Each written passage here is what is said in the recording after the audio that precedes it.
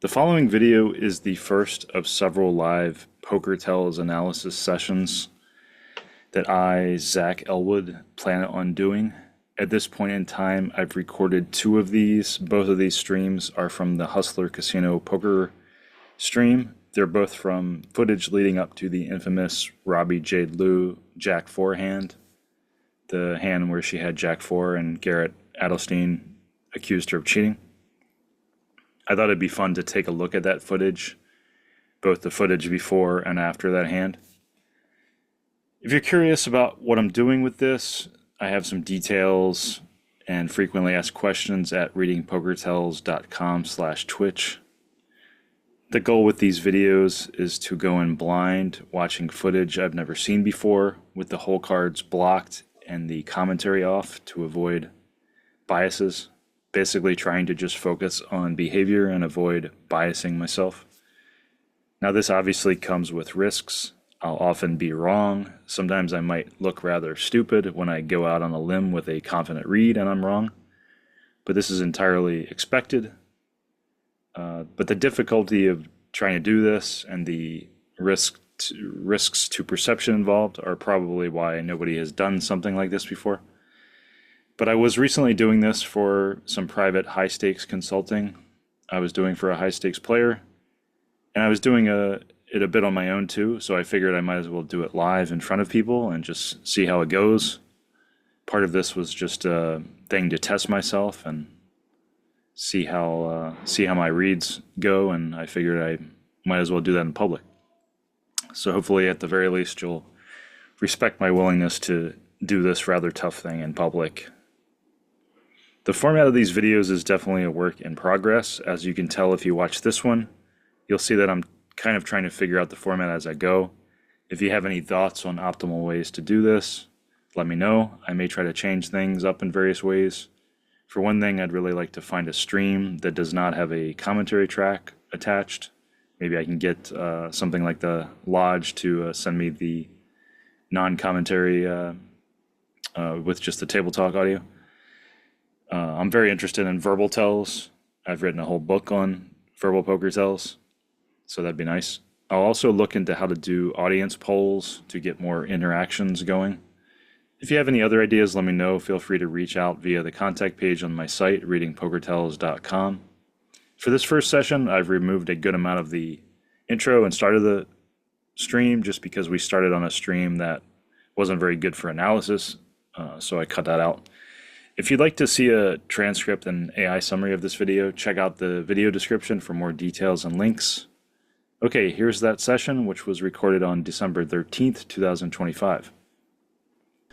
So, and yeah, I've never seen this before. Just have to trust me on that. I've watched the Jack-4 hand and a little bit before it, but I've never seen the stuff leading up to it. And this is the day before. She didn't play in this one. Okay, I'm just going to start it up. This is the day before, and I'm going to block the cards when I see the graphics in a second. Yeah, I'm experimenting a bit, you know, haven't done this before. Well, nobody's tried to do this kind of thing before. I'm going to hide the whole cards in a little bit.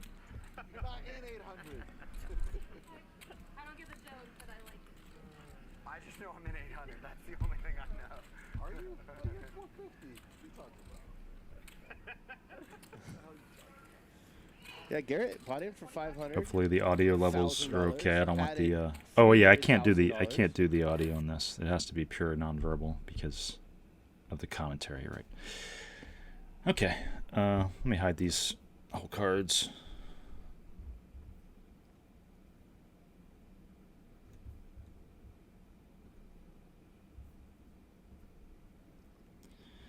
Sorry, yeah, again, I'm experimenting. It's going to be a work in progress on these things. Hopefully I'll work out some format that's entertaining to watch. I'm trying to keep some information there to help me make sense of the hand there. Kind of hard to see the chips. The chips are kind of blown out. Well, also sorry about some noise in my room. There's a radiator. The streaming stuff's harder than it looks. Okay. Just for the notes, we're at 3 hours, 48 minutes, 3 hours, 49 minutes at this next hand.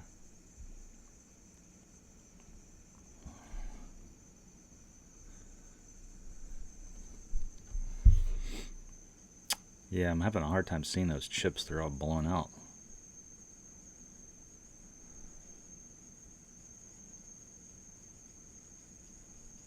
But again, we're trying to focus on behavior. I'm not too worried about the lines and the bet sizings as long as we know it's decent sized bets and such. Okay.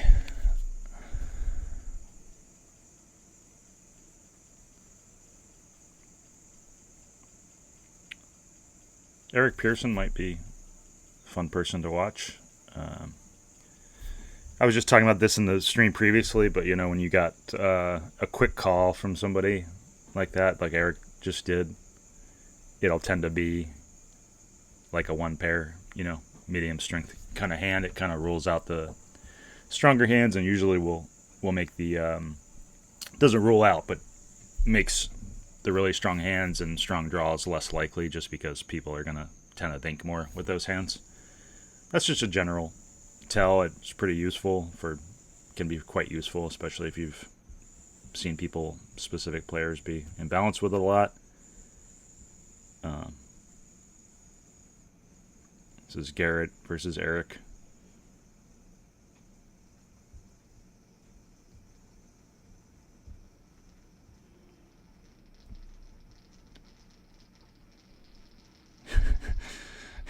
Yeah, Eric's staring at him, and Gary. Yeah, so it looks like Eric had ace jack and folded.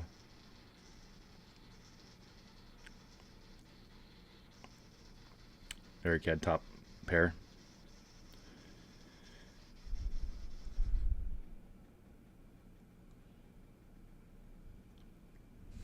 I mean, the pattern you'll see a lot is somebody calls the preflop raiser, calls the preflop raiser on the flop quite quickly, and then folds to a turn bet. There can be a kind of defensive element to it too, of like, I'm going to show you that I'm not scared by calling quickly. You know, but seeing that can be useful for deciding when to continue bluffing and such, or being, you know, making you feel more confident they don't have a draw that gets there, if the draw gets there.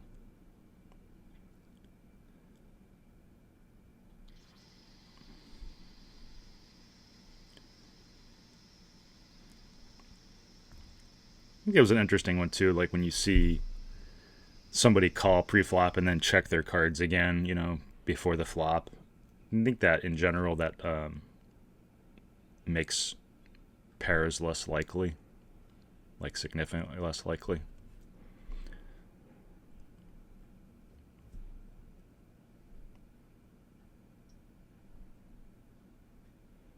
Okay, that hand's over. Next hand at 3 hours and 51 minutes.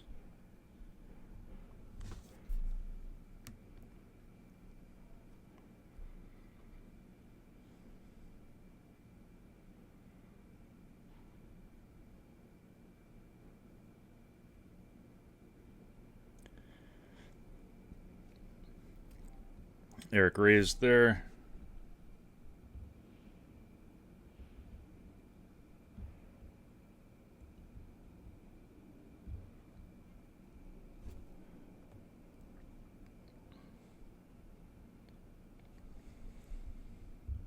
Eric and Dusty heads up. I'm going to roll that back for a second. Just hard to see that. It was hard to see that action.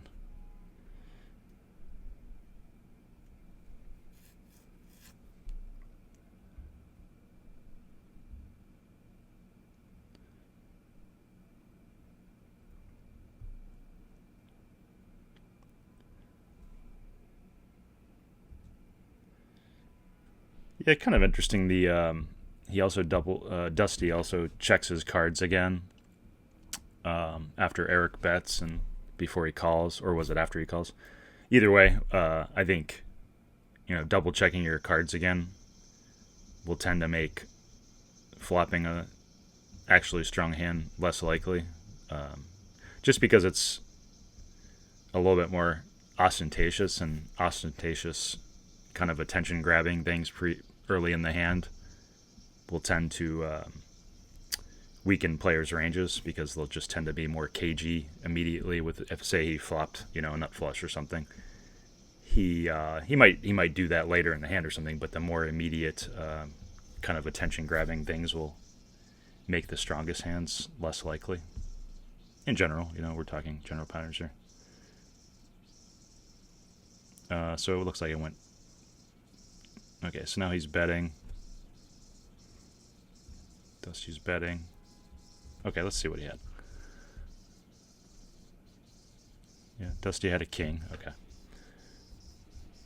All right.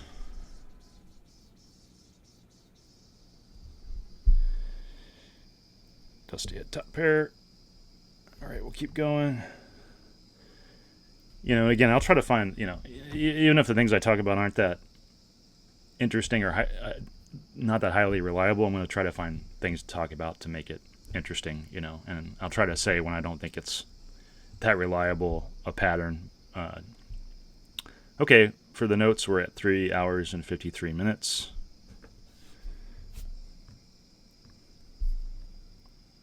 It's unfortunate. Yeah, the when they get rid of the cards, then they move them off screen, you sometimes get like little glimpses. I can't really see them mostly, but sometimes I can be like a subconscious glimpse of the cards as they move them off screen or something.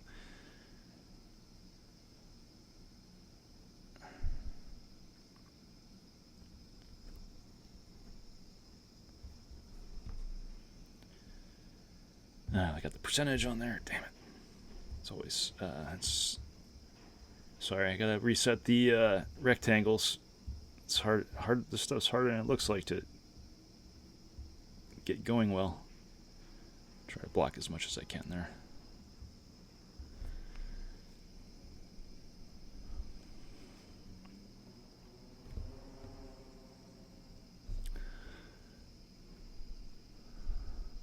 Okay, looks like Andy and Eric are in this one.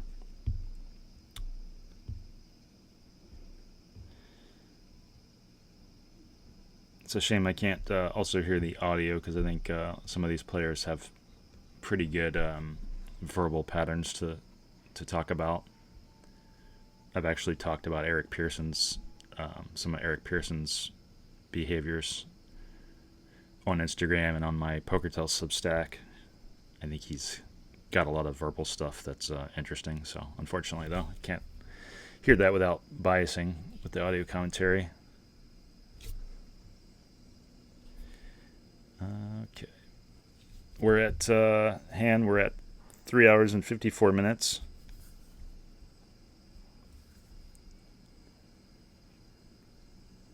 Player name Washburn raised. Okay, I think that hand's over with.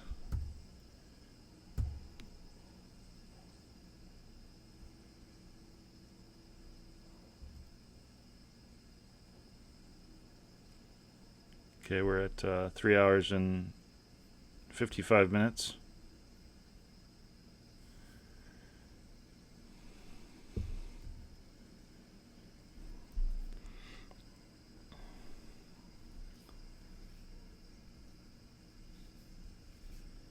Looks like Eric raised.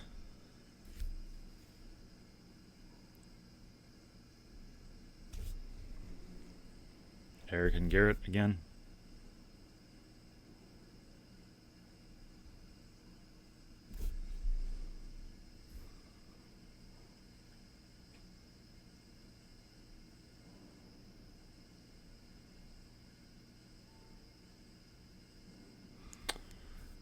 Eric's betting.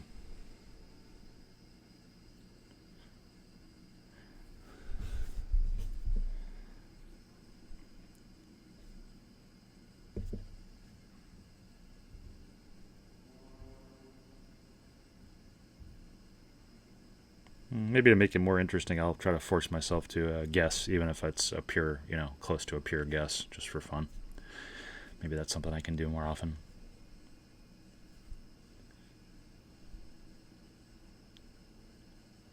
For notes, we're at 3 hours 57 minutes.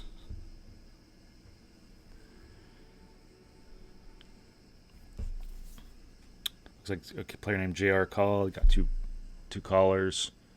Flop is ace king queen. And I guess this player's name is JR.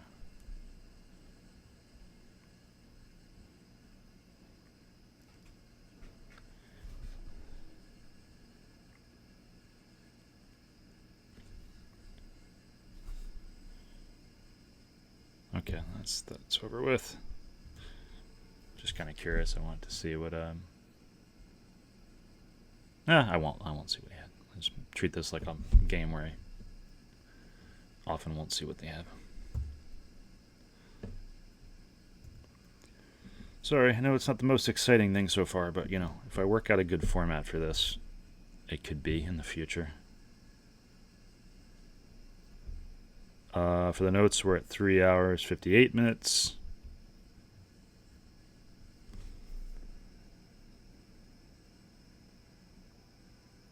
It's like a raise from Eric. Quick call from Ryusuke.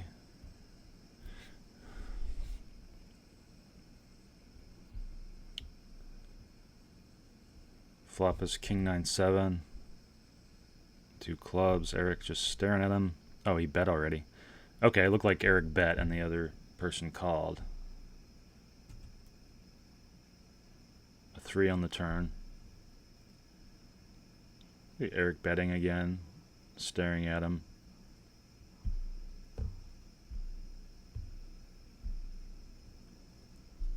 Half pot bet. That's an interesting thing too. I've mainly been talking at the speed of calling so far, but when there's a couple of things here that I think point to a more medium strength hand. The quick call on the flop and the turn, pretty quick call for both of these spots, will tend to indicate medium strength hands or draws. Also, I think tend to make the strongest draws less likely to, especially for more aggressive players who might think about raising with draws. So these are both two quick calls in a row, which I think will tend to make it mean like a single pair hand, maybe a weaker draw. Also, in this case, Ryusuke is having a grin on his face. The more ostentatious things, as I talk about in my books, like the more ostentatious kind of behaviors, like jokey or smiling kind of behaviors out of the blue, especially, if we're talking earlier in the hand, especially from non-aggressors or from players making a smaller bet and such, those will tend to weaken players' ranges also, just because players with strong hands, strongest range, will be a little bit more cagey and such, and focused, and not have those kind of little behaviors. So a few behaviors here pointing to a more medium strength hand. If I had to guess, I think it's like a decent king, something like that. So yeah, or ace-9, something like that. Although even with ace-9, I think you might think for a few more seconds there, but it's definitely in the range. Or like pocket jacks. Again, we're talking general patterns here. Also, I'd say too, like, Eric's pretty quirky, but I also almost commented on the fact that he was like staring intently at his opponent on the flop, like after he bet, during and after he bet, and kind of like in a kind of like provoking sort of way. But I mean, Eric's I think that'll tend to also weaken ranges, in general. Like, it'd be different if it was a big bet, but these kind of early hand spots, like if he had flopped like a set or something, I think you'd see him not be as kind of like engaging, basically, because he can come across as a little like intimidating, defensive or something, ostentatious-y. So yeah, I think again, we're talking general patterns, and Eric's pretty quirky, but I think it'll tend to weaken ranges too, the staring and such early in the hand. Okay, let's keep going.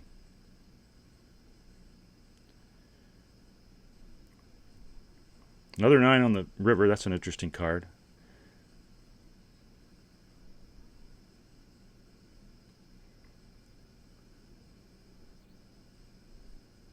This is pretty interesting because it's a card that changes the texture in a pretty big way, and Eric starts reaching for chips quite quickly for this spot, I think. So, I mean, that's a pretty what we can say for sure is it's a pretty polarizing thing to have a well, A, for the size of the bet, and then B, for something that changes the board texture so much. It's a quite polarizing thing the quicker you bet. Also, an interesting thing here, I'd say, is Eric, a lot of pausing. I read in my books about the pauses that happen between announcing a bet and actually putting the bet in, or the pauses that can happen, hesitations in assembling the bet and putting it in. So you saw Eric here with a pretty long hesitation after reaching for the chips and then putting the chips in, and also like a pause. He did a weird pause like before he actually put the chips in, after I think he announced the bet. So I think that's that's moving towards strength here. Yeah, and now he's got a decision, and he'll probably fold because he's acting quite clearly is either calling or folding. So, but I'll say, yeah. And Eric bet 50. Yeah, he bet full pot. Okay. Yeah, I mean, I think, I talk on my, if you want to read more about what I was trying to do with this, on readingpokertells.com/Twitch, I was trying to I thought about doing this confidence. Whoops, I got this thing on there. Oh, damn. Whoops. Anyway, that's weird. Never used these blockers before. Anyway, I was trying to do a confidence rating where give it a 1 to 4 confidence level about what I think the hands are. Here I think Eric is pretty quirky, so I wouldn't be surprised if this is wrong, but I think a general read of like the way Eric acted and the bet speed on that river, I would make it I'm going to say a confidence level of 3, that he's strong, quite strong. All right, let's see what he had. I don't think Ryusuke's going to call this. Oh, he did call. Or was that just a time chip or something? But you'd probably hear some interesting verbal stuff here, because that's the other thing too. Like, Eric likes to talk, so probably hear some interesting things in there if we were listening. Yeah, it's just a time chip, yeah. Speed this up a little bit. He's still thinking. Yeah, I think he's showing his king. Ryusuke shows his king.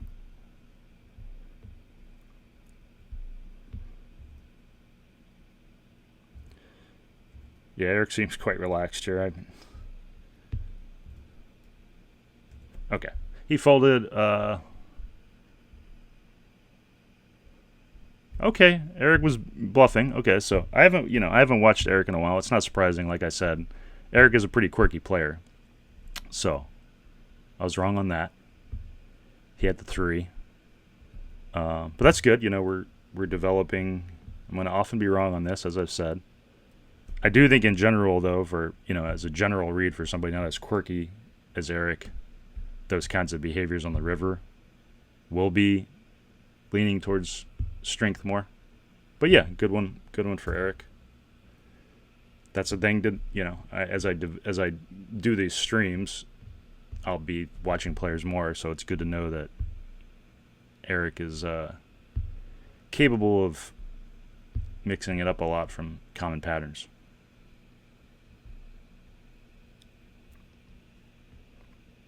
Oh yeah, somebody said he thought Eric looked uncomfortable after the king. Yeah, I didn't really look at that. I wasn't paying attention. Oh, I gotta cover these. Okay.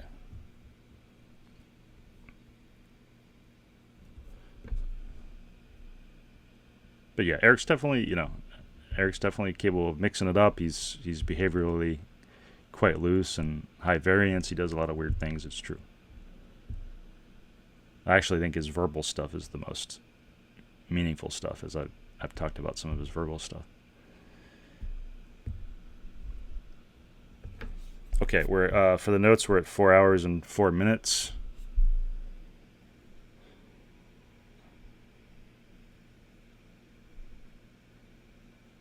We're Garrett and Ryosuke. Ryosuke, we talked about the checking of hole cards early in a hand. Ryosuke checks his hole cards and then calls on the flop. Also has kind of a jokey demeanor again, like a fun demeanor, which I think both of those things will tend to weaken ranges, like the checking of the hole cards and the just because if he had flopped like a set or two pair, I think you'd see him be a bit more focused and cagey and not do those little kinds of things and have a smile on his face and such. Again, we're talking general patterns here. Say it was a check on a turn. Garrett check behind quick.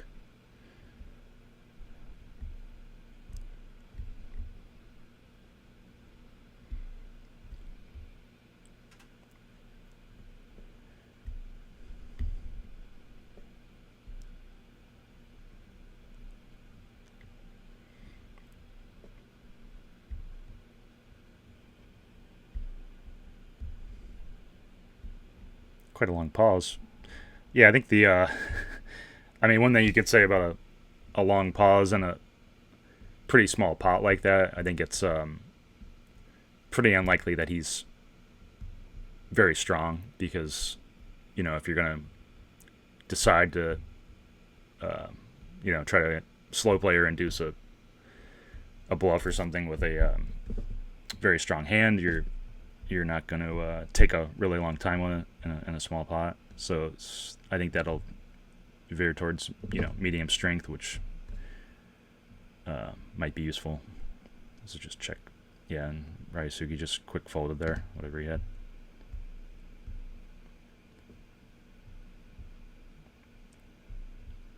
Okay, keep going. We're at, for the notes, we're at 4 hours and 5 minutes.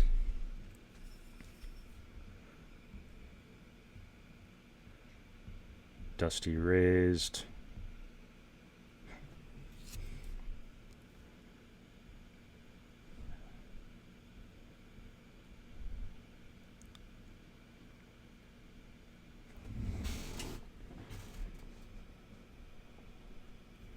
It's like a three-way pot.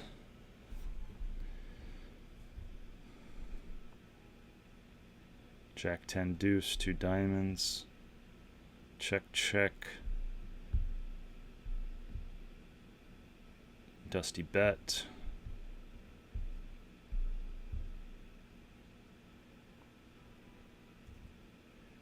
And yeah, I do think there's just so much value in like the quick actions, like the quick call here for your average player is just gonna make the strongest hands and strongest draws significantly less likely, right? Like if he had a set or if he had a strong draw, I think you'd see him think for a couple more seconds no matter what he did.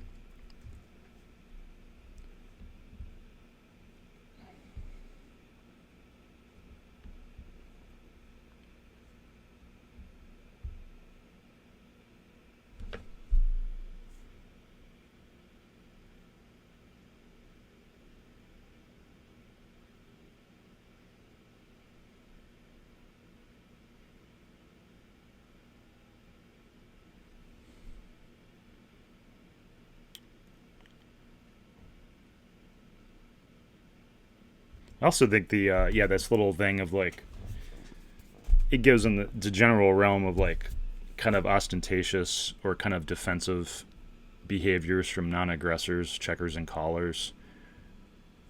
Anything you see that's kind of out of the ordinary that can come across as a little defensive or even just out of the ordinary will tend to weaken ranges. Like if you see somebody like this Ryosuke like lifting up his cards a little bit and then checking, like there's almost like a defensive aspect to it.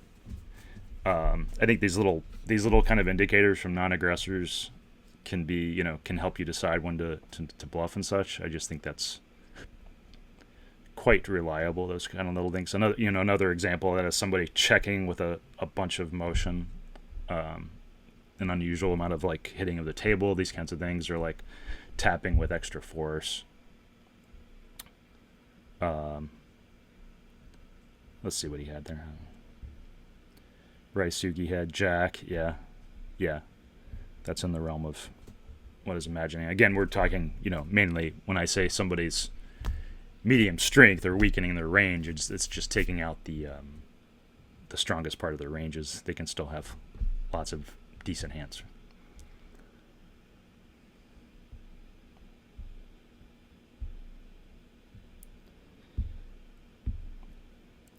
Well, yeah, stunt monkeys. I think in general, like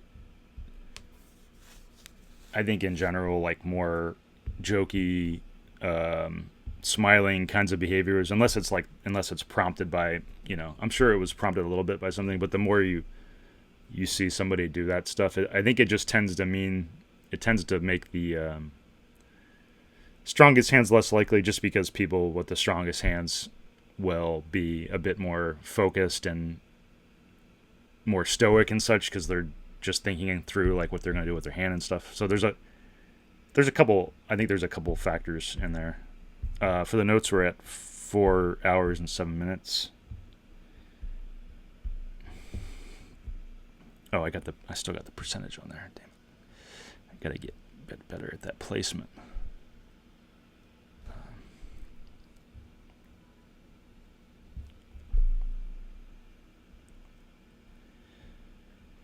Yeah, thanks. I think once I settle on a format, because I mean that's the thing. I've been doing this with this high stakes player I've been consulting for last few weeks, and it was when things were going well with it, I thought it would make an interesting format. I think there's just the downside is there can be stretches where there's not much to say, so it can be hard to make entertaining. So that's kind of the challenge. Oh yeah, no, I know. Yeah, stunt monkeys. Yeah, I knew that. I remember that this time.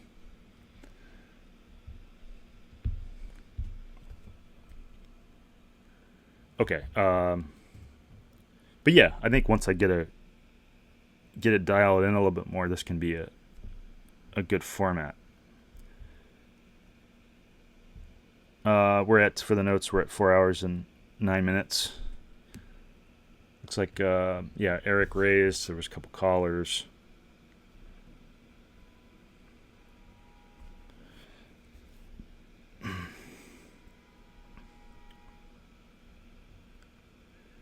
Nine, six, deuce, 2 hearts.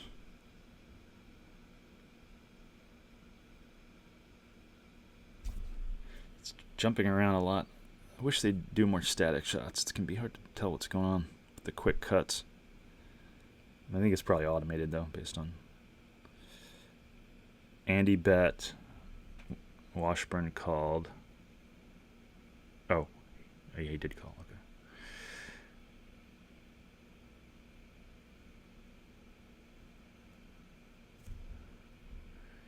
Okay. 4 on the river, 3 clubs. Quick check from Andy.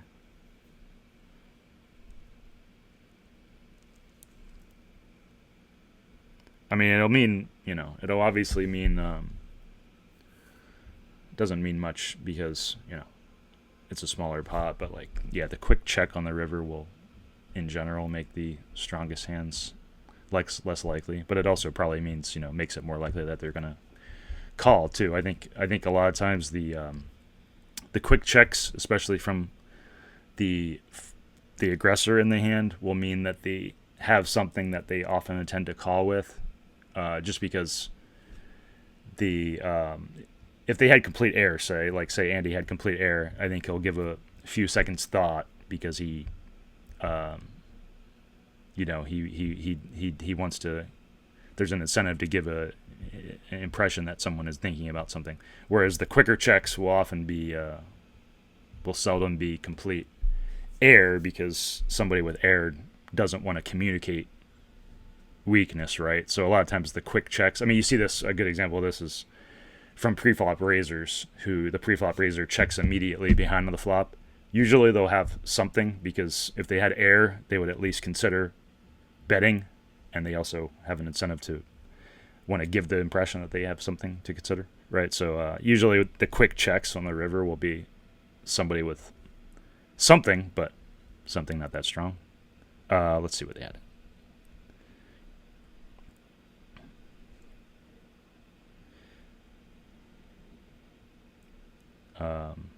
What did Andy have? 9? Yeah, top pair. Yeah, okay.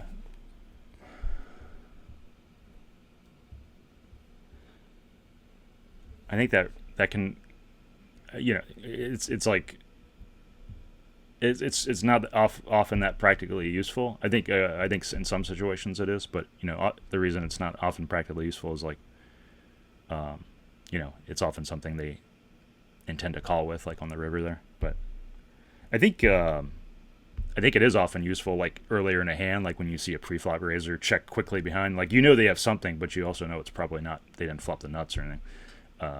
So you know they got something they'll probably continue with when they check quickly behind, that kind of thing.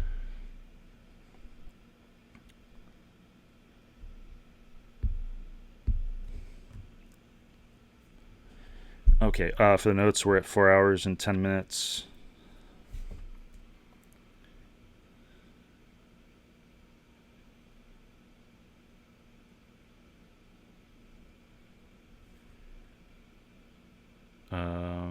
JR raised.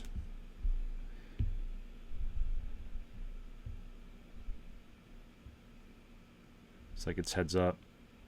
Oh, yeah, I think it's heads up. Yeah. Oh, Washburn just shoved for 30K over. Okay. Actually, I might just roll it back, see if there was anything interesting about that.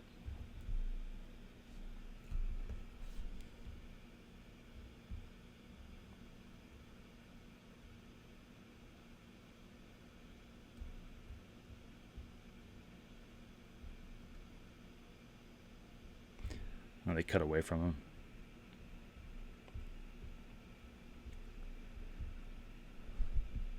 I do think there was something, maybe something interesting there. Like, he seemed like he took quite a bit to decide to shove, which to me,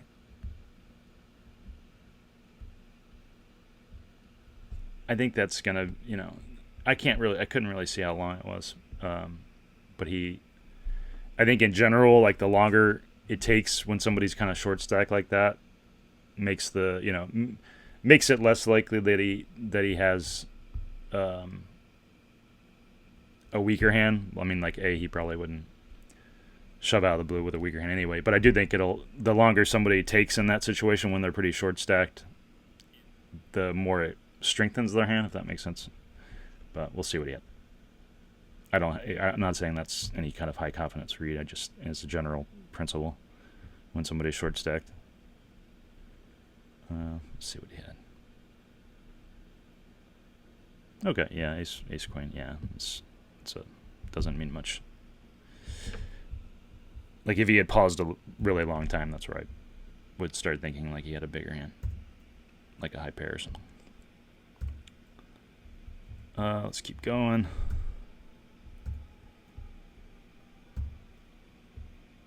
It's hard to get pre-flop reads. I tend to skip over the pre-flop stuff. Unless it's like, you know, a pretty recreational player, like 4 or 5 betting or something, you're unlikely to find much interesting pre-flop, I think. Well, except for like timing tells and stuff like that. Okay, for the notes, we're at 4 hours and 13 minutes.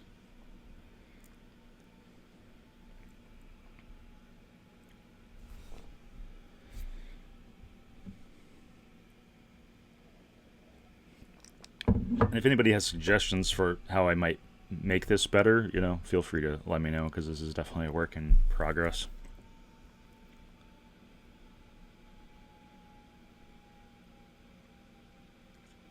Looks like Ivy. Oh, Ivy, first hand we've seen Ivy play.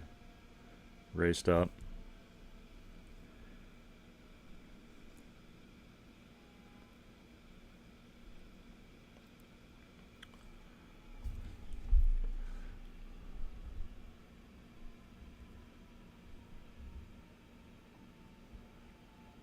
I don't think we're going to get many reads on Ivy.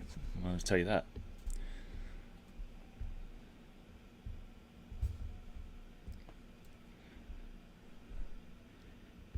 Okay, three-way. King, 6-8, 2 hearts.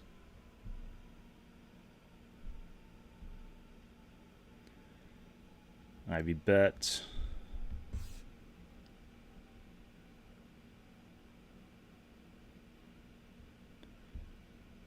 What did Eric? Oh, okay. He called. Okay. Heads up.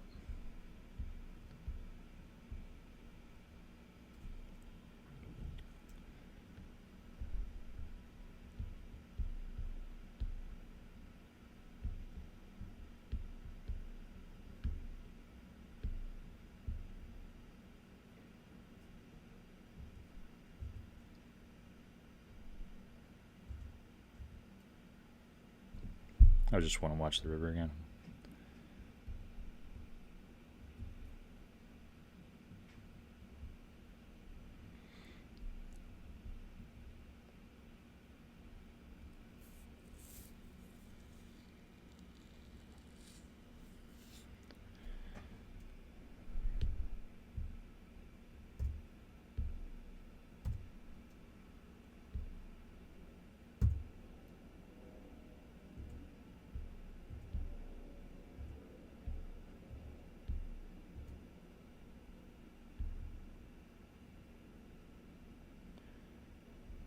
Okay. For the notes, we're at 4 hours and 17 minutes.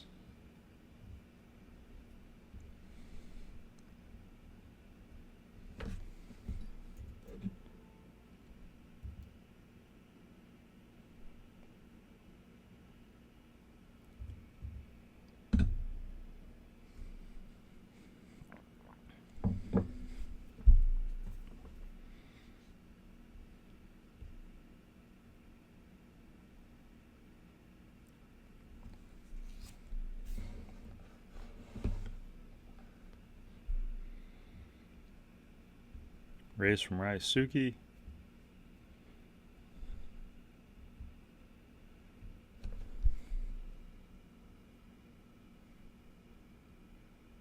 Jack, Jack 5. Flop, 2 hearts. It's interesting, you have quick check from Ryosuke.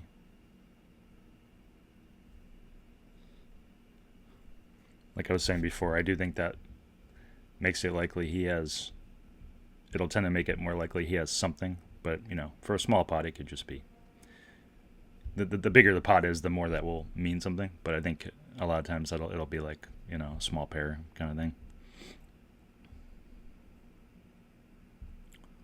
Because he's gonna think a few more seconds with air or something. But the smaller the pot is, the less it means.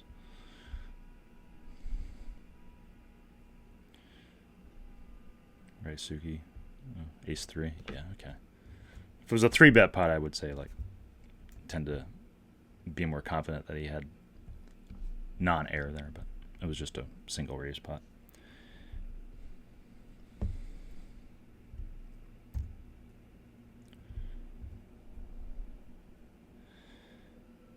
Again, the smaller the pots are, the harder it is to, you know, feel like there's something interesting to find in the behavior.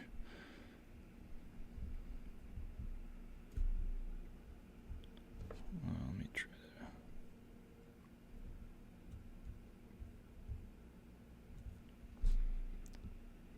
that. For the notes, we're at 4 hours and 19 minutes. Yeah, it'll be on the Twitch stream for a while. I'm not sure how long. because I think this is mainly working out the format. It won't be very interesting. I don't think this has been too interesting, but I'm trying to work out the format. This is a three-way pot: ace king or ace queen, 6, 2 hearts.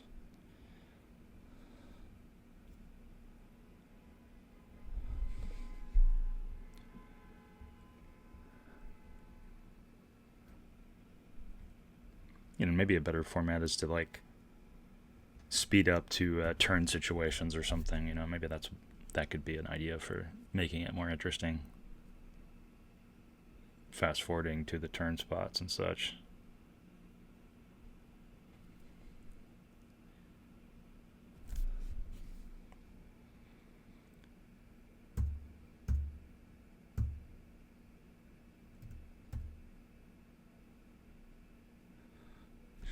And again, this is the if anybody's tuned in late, this is the day before the infamous Robbie Jade Lew Jack-4 hand. I thought it'd be interesting to watch the lead up to that the day before. Yeah, maybe I do, to make it more interesting, I speed it up to the turn spots. That could definitely cut out a lot of more boring stuff for sure. Because there just isn't usually too much to say pre-flop or on the flop, although, you get little clues like we've talked about bet timing and such, but only so much you can say about that, and that stuff isn't usually that practically useful because it's, most hands are medium strength anyway, so it's like,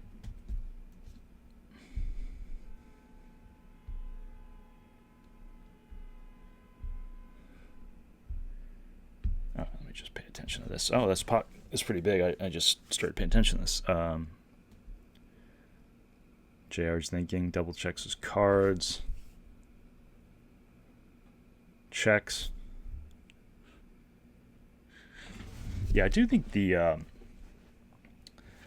general, the double checking of whole cards, before a check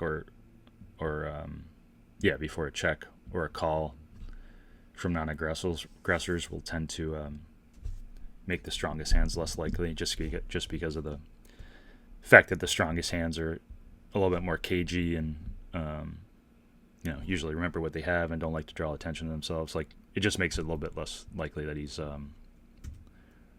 slow playing or has a 7 or a straight or these kinds of things. Check on the turn there. Interesting card on the river. 4 to the straight, 3 to the flush.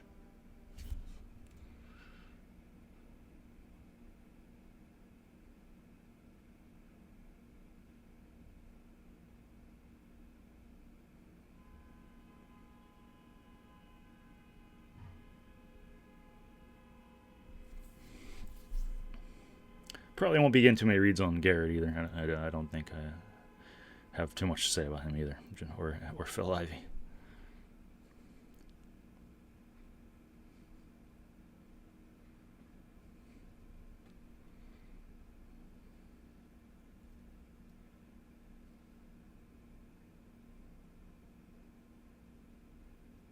I'm curious what he had. Let's see. JR had ace queen. Garrett with king 10. Okay. Bluff from Garrett there, just for the notes. So, I'm going to make some comments.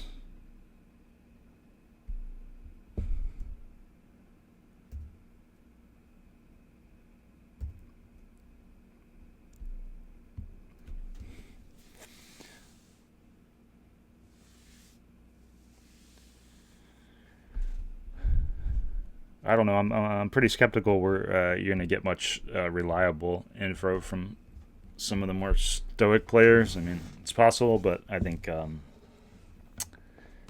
they'll be pretty. I mean, I think in general most serious players will be pretty hard to read, like the ones that are quite experienced, because I think they'll be pretty balanced. I think Garrett thinks a lot about live tells, like he's talked. He actually had some, one interesting thing was he did some segment. I can't remember where it was. I was trying to find it, but he did some segment talking about live tells, and then later he was like, "Oh, I wish I hadn't given as much information away as I did about live tells and how he uses them." I'll try to actually. I should try to find that because I was thinking about that recently. Maybe he tried to scrub it from the internet or something. But just to say, Garrett thinks a lot about behavior.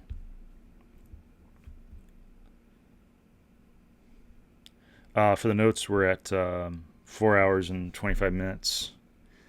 Looks like JR raised and Andy called. 10-6 deuce, 2 spades, flop.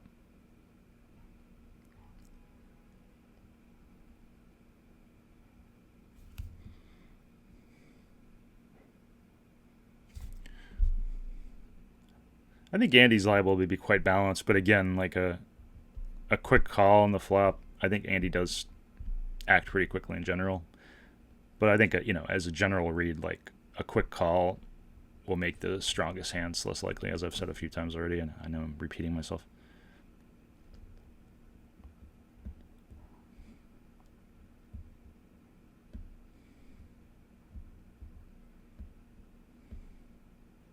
Another double check. Maybe he's balanced with that. I just tend to think unless I see him doing it a lot and being balanced as a general read, I just think that tends to really weaken hand strengths, or at least take the biggest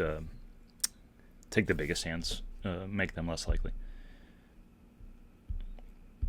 No, I'm mainly repeating myself on these things.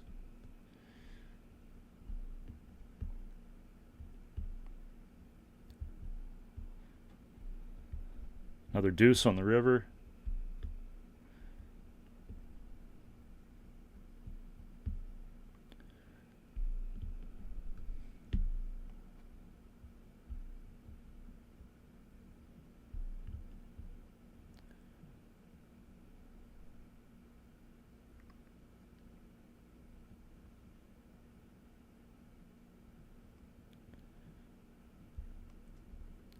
It's an interesting one because he did come across quite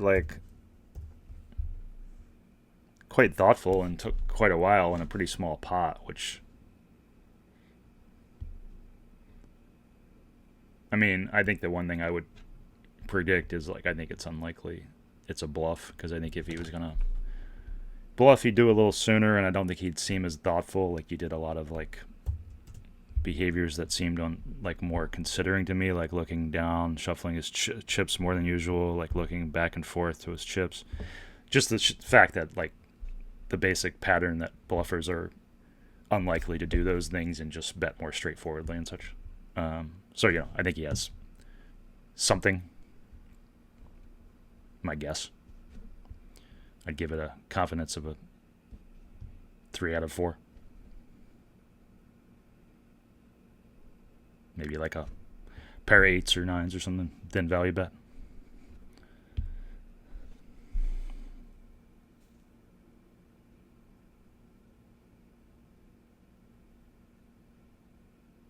Or maybe he hit the deuce. Is that a call? Yeah. Oh, is that a call? Oh, no, he raised. Did he raise? Yeah, he raised. Okay, let's see. 8-7. Okay, so JR, it was a pure bluff there. So I was wrong. Andy with a 6. Okay, so that's interesting. File that away. I don't know these players at all.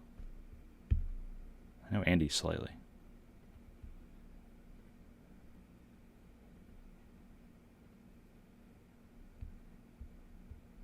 So I'm thinking about that a second. Nice one from Andy. So yeah, just filing that away, that JR is capable of looking, being a bit quirky when he bluffs. Again, it was a small pot, though. I think, in general, it's going to be harder to read those smaller pots because people are more capable of firing bluffs and not really feeling that nervous about it and such. So if it was a bigger spot, it might be more confident. Oh, let me hide these cards. Okay. Not doing too great on the bigger spot reads, but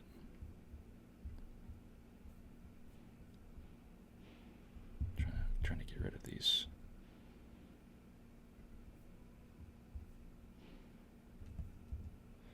Again, this is high variance, will be high variance stuff. I will frequently look stupid. Oops, damn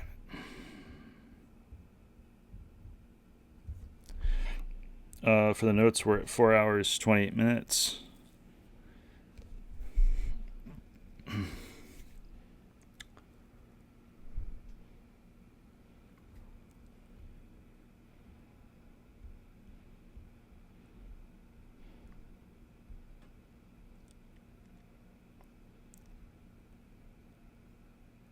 Okay.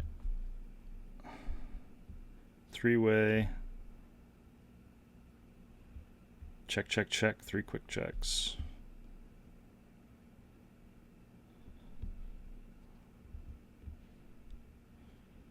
Raisuke smiling again.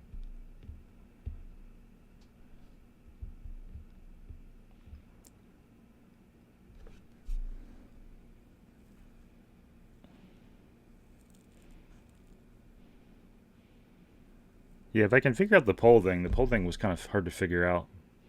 Maybe I could just ask for informal votes in the chat, though. Might be one way to do it. Okay.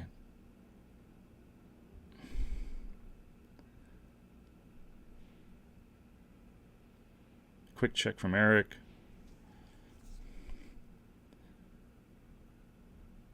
I think there's a lot of silly stuff going on with Eric joking around and stuff.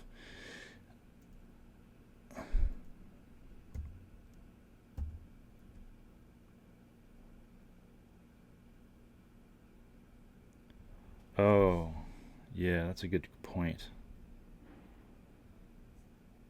Yeah, I didn't think about that.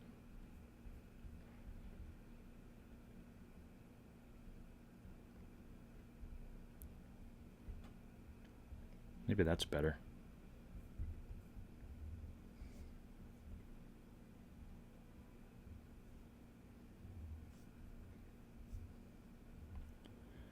Okay, for the notes, we're at 4 hours, 30 minutes.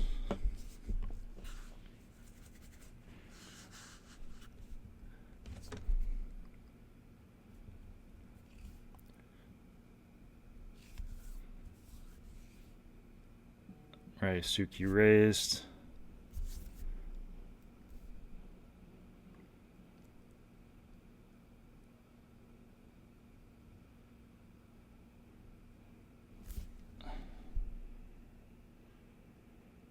A lot of talking. Wish we could hear it, but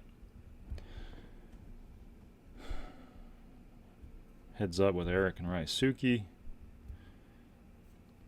Maybe I'll start speeding up till to turn spots on this one, just to try it out. I just want to see something.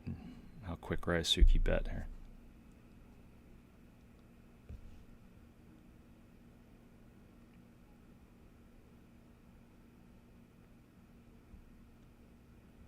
I already bet. Okay. Yeah, not that much to see there. Keep going. Maybe I'll go to, at least I'll go to flop spots maybe. Okay, for the notes, we're at 4 hours, 32 minutes.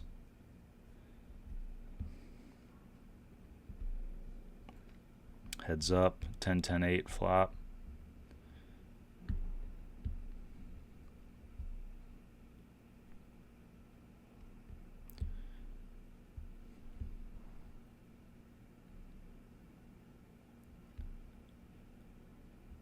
I do that. Yeah, I think another common pattern that's pretty reliable for a lot of general population players is the more they're staring at the flop, at the board, continuously, the more it makes the strong hands less likely. That's often that'll often encourage you to bluff versus somebody who's just, you know, when the cards come out, they're just staring straight at them. Assuming they don't always do that, but a lot of players are in balance there.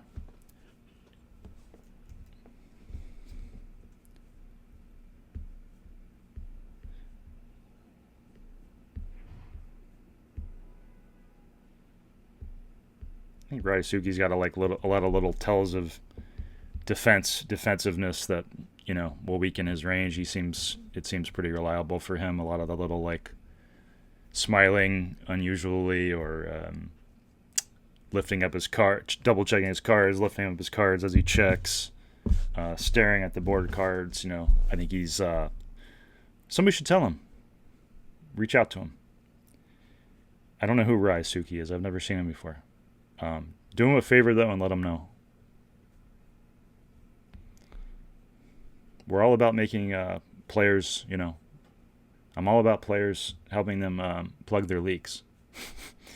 This is a public service for people with tells.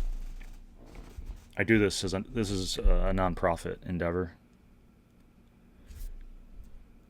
We are trying to help people lose less money. Not everybody likes that. That's why we're here.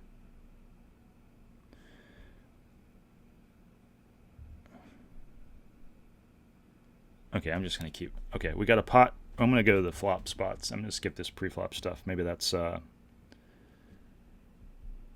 little bit better for the format. At least the flop. Okay. For the notes, we're at 4 hours, 34 minutes. Ace, 7, 8, 2 spades.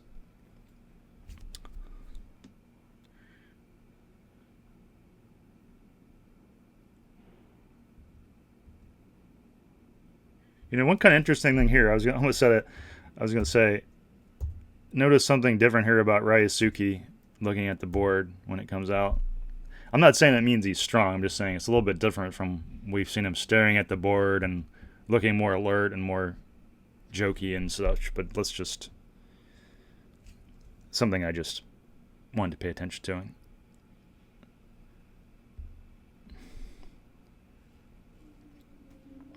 Ryusuke's, no, he did double check his cards there too. I didn't notice that before.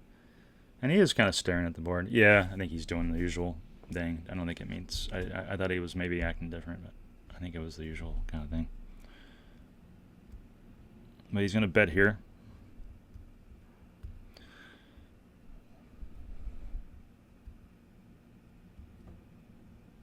Bet 6K.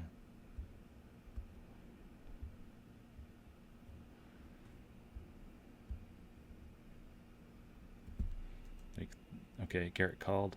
Yeah, Ryusuke's doing a lot of checking of his cards. It's just an interesting thing. I don't know if maybe he's balanced with it. I don't know. In general, I think it'll tend to weaken ranges.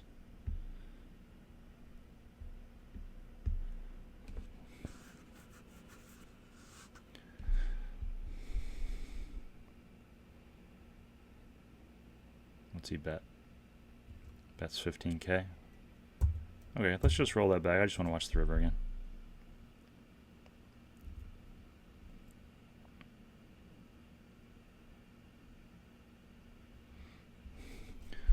I mean, I can't help but be a little bit biased just because we've seen him play so few hands and bet so infrequently.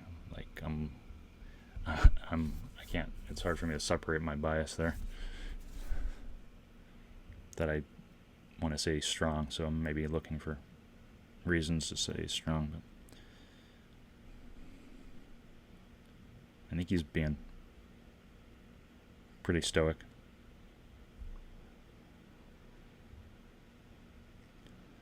But you know, if I had to make notes for future, for future notes for this, we haven't seen him really bet much at all, but he does look very subdued seeming, looking down, not looking at his opponents, just very subdued. He double checked his cards early in their hand, but you know, we're not letting us thinking about this for this specific read. I'm just trying to make notes for future hand purposes right now.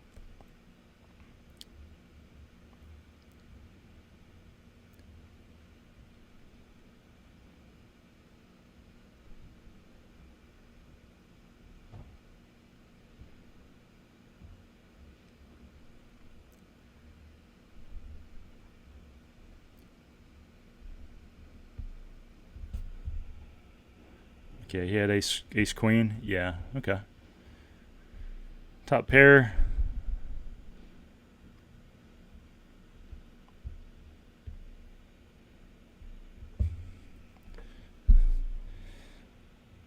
I mean, that's like the only decent sized bet I've seen Ryusuke make, so couldn't help but be biased that he was going to be on stronger side. So there's all sorts of ways that the game can bias you, and you can find yourself looking for things that you think are there that aren't really there or aren't that meaningful.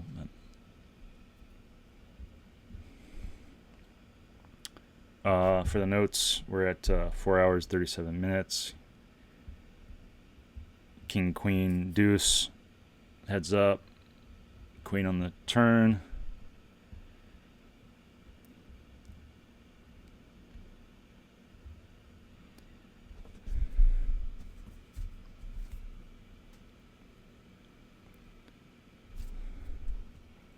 Yeah, wasn't much to see there, I think.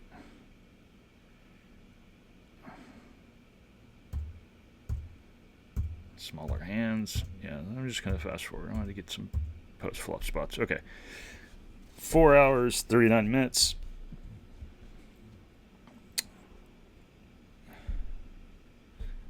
Eric bet. Ryusuke calls. Decent pot developing. Three-way. King, Jack 10, 2 diamonds. 3 diamonds on deuce of diamonds on the turn.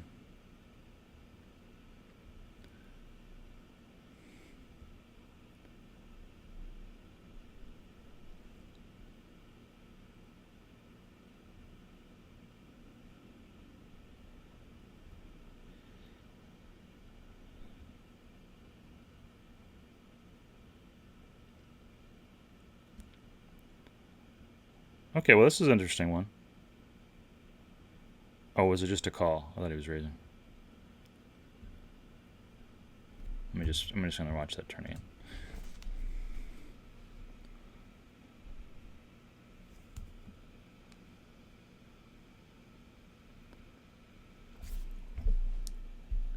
I do think his, like we talked about before, like intently checking out the board cards, staring at them a good amount, makes me think he's on the weaker side. Makes me think the strongest hands are less likely.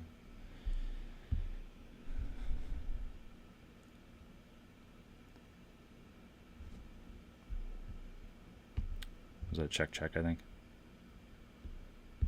Yeah. Let's see. Oh, I was wrong on that. Well, you know, I had a low flush, I guess, you know, for the situation. Yeah. Huh. Okay. So Ryusuke had the flush on the turn. That's interesting. Yeah. And then it went to hell on the river.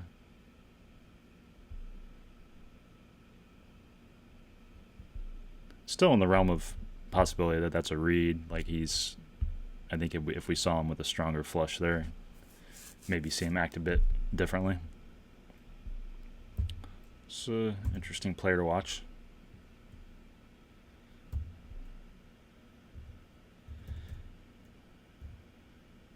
So, you know, this might be interesting if we keep watching. And, I mean, Ryusuke seems like the most interesting player to watch so far, along with, I think, Eric's interesting to watch. For the notes, we're at 4 hours and 41 minutes.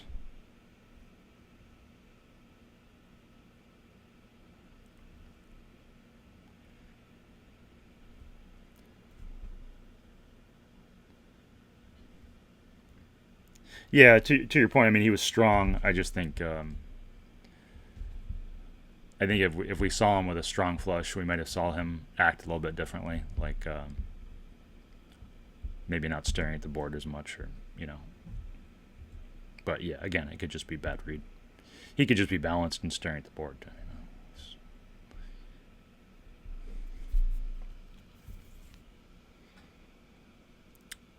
This has been a lot of checks. This is a small pot, probably not interesting. Yeah, we'll keep going. We're at 4 hours and 43 minutes. Andy and Garrett. Queen, Jack, 6, 2 diamonds.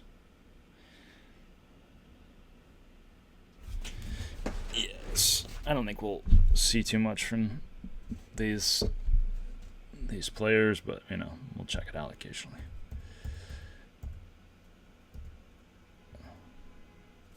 We're at 4 hours and 45 minutes. Heads up, Andy and Dustin.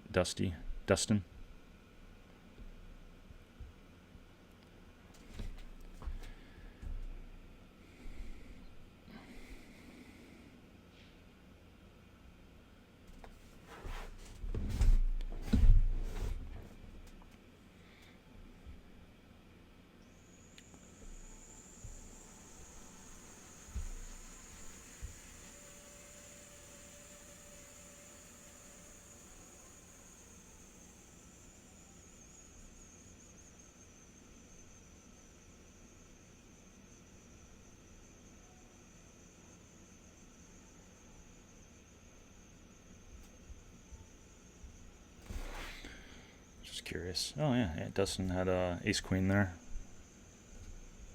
Whoops. For the notes, it might be interesting to know Dustin bet there with a strong hand. Not that didn't see much to talk about though. All right. For the notes, we're at 4 hours and 47 minutes. Heads up, Garrett and Eric. Okay, that's over. For the notes, we're at 4 hours and 48 minutes.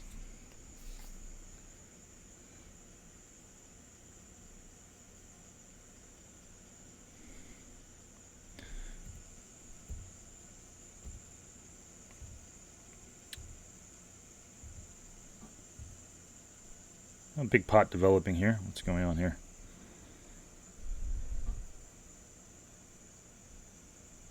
Looks like a raise from Dustin. Garrett's in there. Heads up. 4 hours and 50 minutes. 9-3-5 flop. Quick bet from Dustin.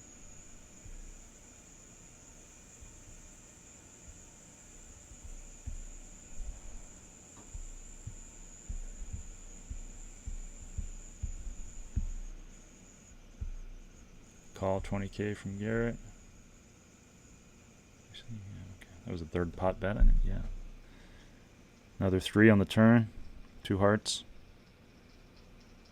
That was a quick, interesting thing here. Quick check from Dustin. I think, as I talked about before, I think a quick check from the pre-flop raiser will tend to make it unlikely that they have air. I think they'll have something, because I think with air, they'll think a couple more seconds at least, a few more seconds. So I think it'll tend to be, assuming that they're not really balanced and good at, a player's good at acting quickly in every spot, the general read will be they have something.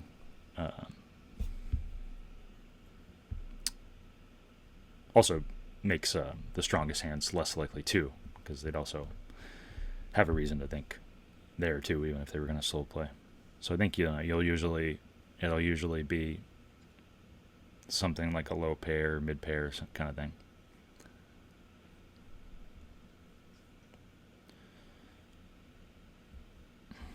Garrett checks behind. Another 5, 2 pair on board, 5s and 3s. I think he bet 50,000. He said.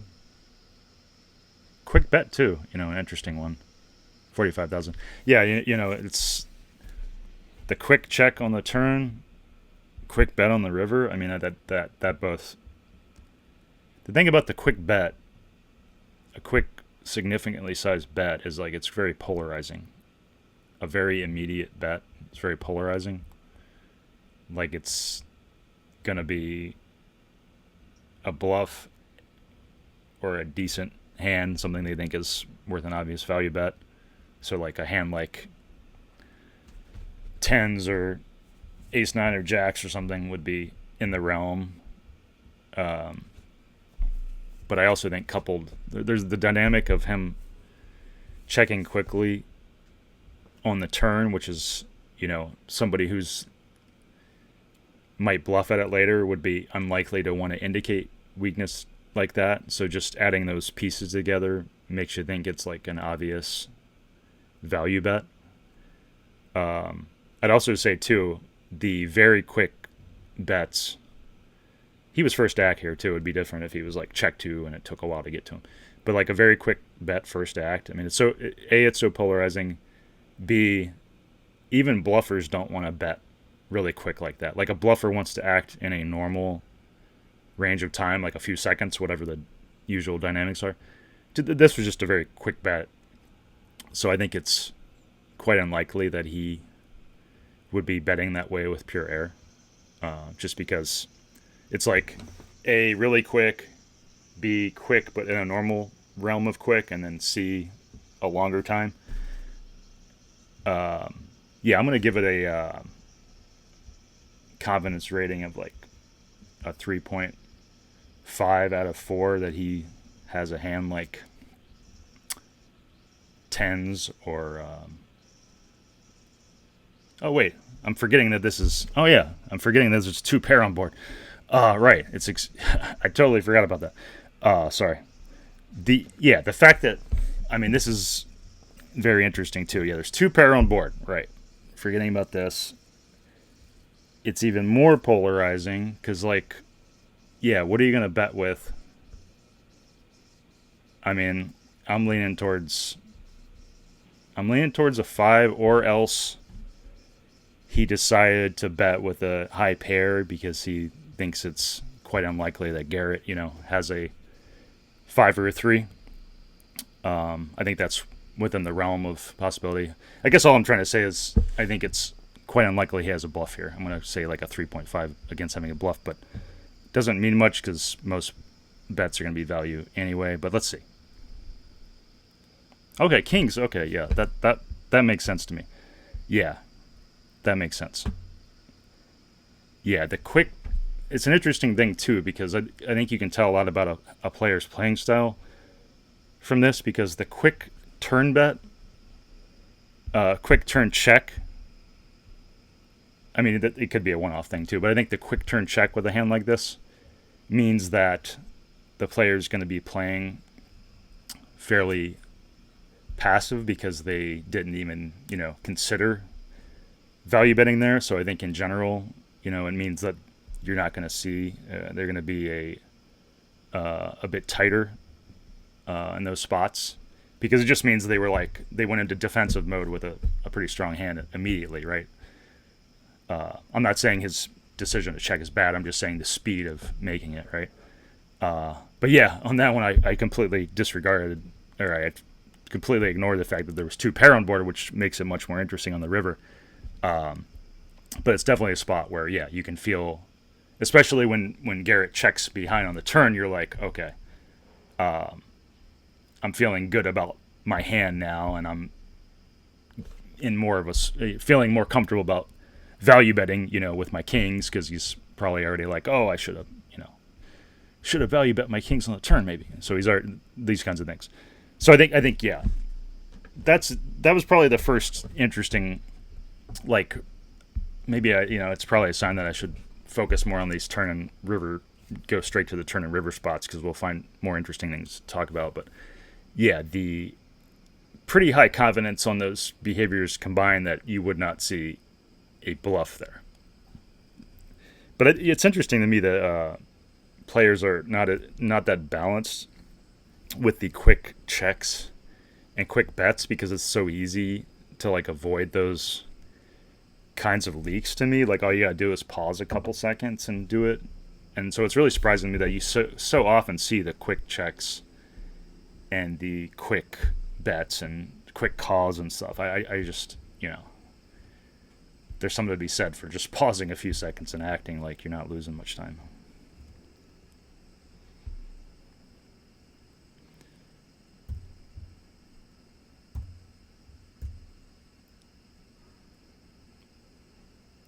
All right, let's keep going. Oh yeah, I gotta cover them. Cards, right?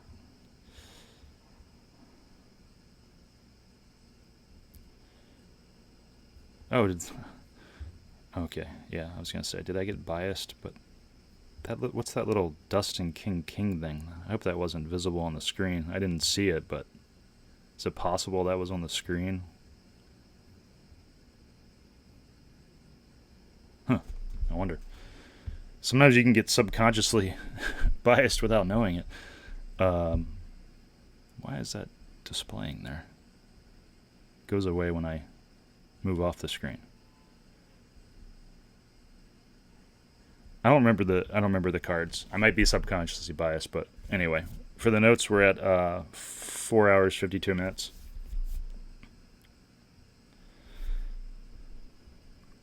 Oh, okay. Another big pot developing here. Looks like Dustin raised. Andy's thinking.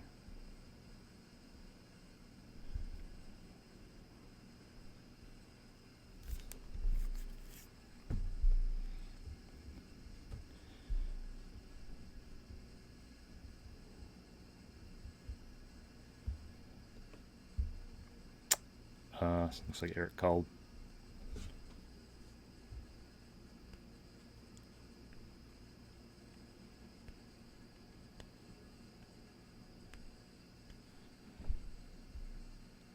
Check, check.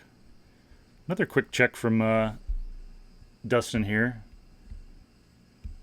When that third spade dropped on the turn. I mean, again, that's going to make, in general, that's going to make it less likely, significantly less likely, I think, that he turned a flush or that he has a set. I think he would think with those hands. I think it's usually going to be a weaker, but something. I think it mainly just makes the weakest hands less likely. Moves it towards medium strength, something you might call with. 6 on the river. Dustin's betting again. It's kind of deja vu-y. Bet 20K into like a 50K pot. Yeah, it's probably got like a strong ace or something. Or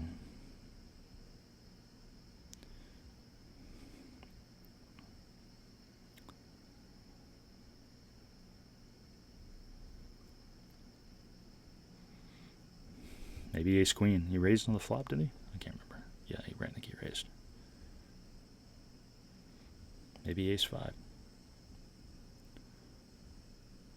The time chip.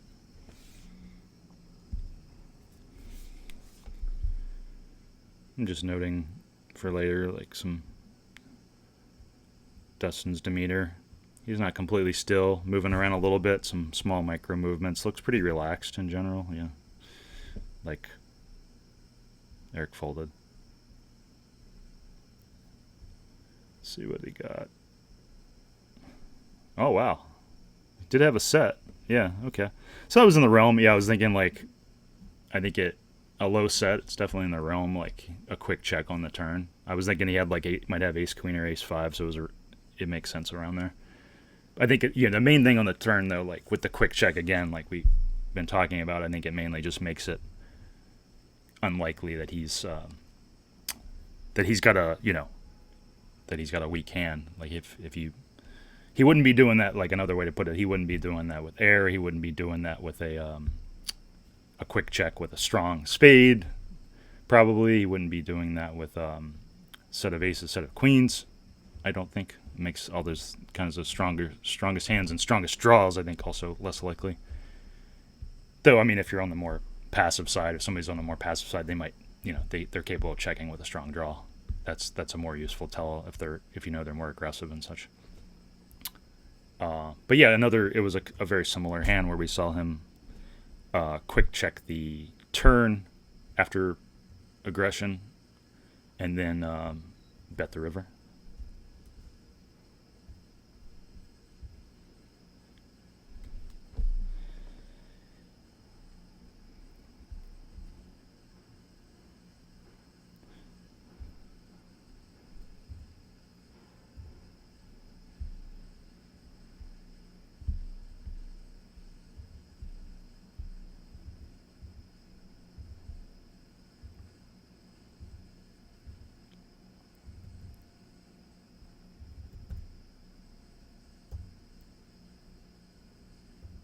Okay, did they come back in the middle of a hand here?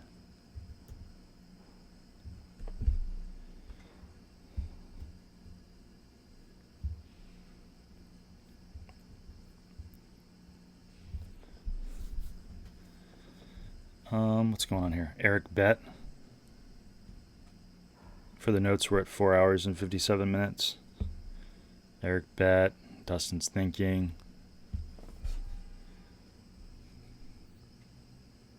I gotta learn how to lip read.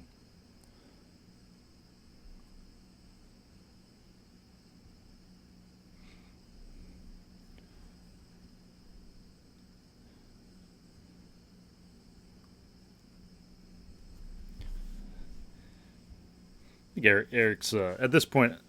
Eric's oh,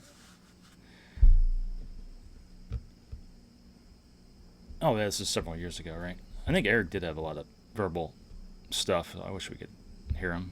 I'm just curious. Let me just check that out.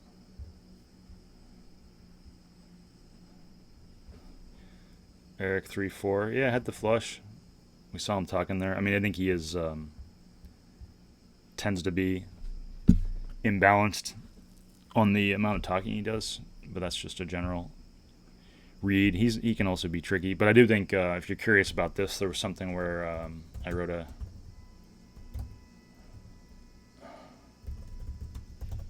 I had written a piece about Eric Pearson, some verbal analysis of Eric Pearson. If you want to check that out, he didn't like that. He got angry that I did that. But it's like I'm either doing you a favor, or I'm either accurate, in which case you probably want to know it, or I'm way off base and you can, in that case, who cares? But I don't know. I can't understand getting upset. That it's like I'd be grateful if somebody. I'm either spreading information or I'm helping you get better. One or the other. Don't get upset about it. But he's kind of an angry guy. Okay. I gotta take a short break here. Let me just turn my stuff off and just be like a couple minutes.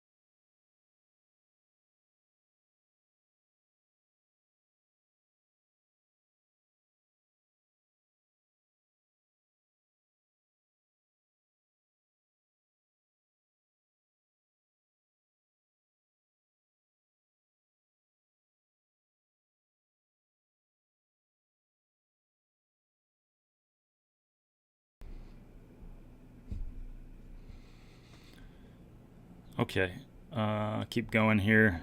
This is good. I think I'm working out a good format for this.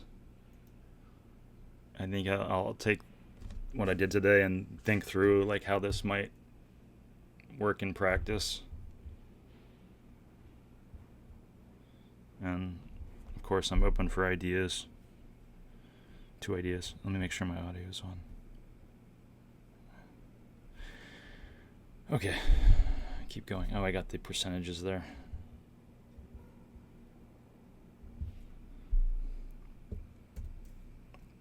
Okay, for the notes, we're at 4 hours and 59 minutes.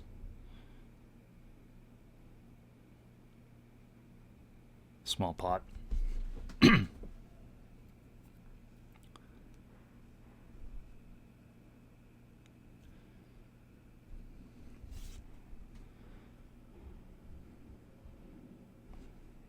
Keep going, keep going.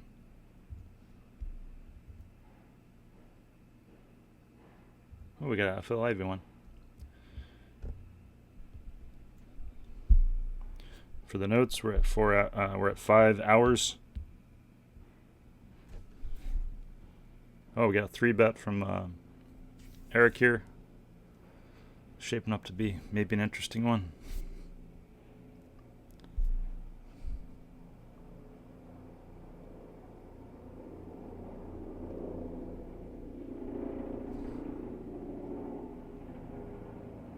Eric showing his cards to Garrett. Queen, queen, 10, 2 clubs. Got a pot building here. What just happened?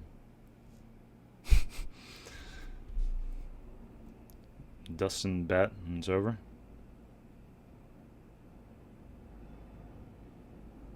Oh, okay. He bet and he folded immediately. Okay. Actually, I'm just kind of curious. I'll roll that back. Queens. What happened here? I don't know. Oh, they don't know either. Okay. Keep going. Oh, maybe he just mucked. Oh, he mucked without to no action. That's what it was. He just didn't like the flop, so he just mucked. Okay, keep going. Find something interesting. For the notes, we're at 5 hours and 2 minutes. Dustin bet 13K. King Jack 9. Flop 2 hearts.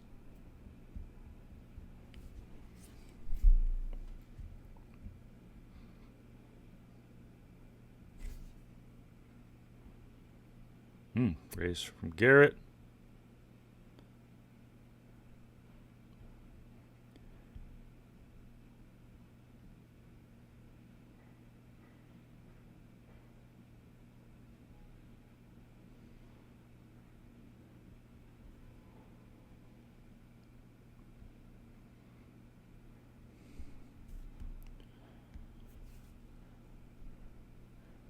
Just see if he continues.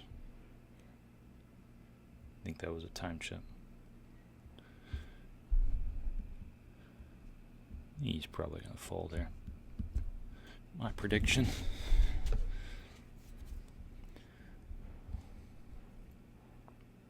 The reason I predicted a fold was just because I think when he gets raised, like, he kind of looks like actually kind of perturbed by it. Right? He's like, right? Like he actually looks like, geez, I have a tough decision. Like that. Now, sure, that could be an act occasionally. Like if it's followed up by a raise, then I'd rethink it and start leaning, towards him acting. But usually if somebody's going to do that thing and they either call or fold, it's going to be a genuine sign of like a reaction, like they actually have a decision. And I veered more towards him folding because I think if he was more likely to continue, he'd probably be more stoic. So a lot of times people will give off like the, actual reaction of like, oh geez, I have a tough decision. So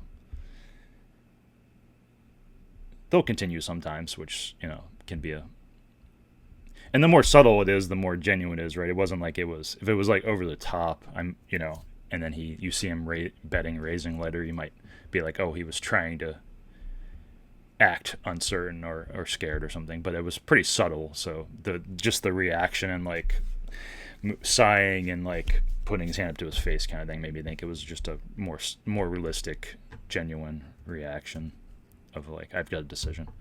Again, not very meaningful, but it could be meaningful if he calls and then you're like, oh, I think he's, vulnerable. I'm going to keep firing, his bluff or whatever. It can be meaningful.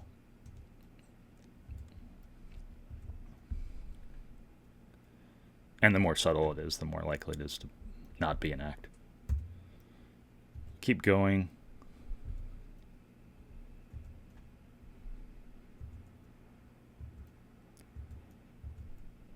Okay, we got a flop. 5 hours, 5 minutes. Oh, we got Phil Ivey and Eric in here. Ace, Queen, 5 flop. Check, check.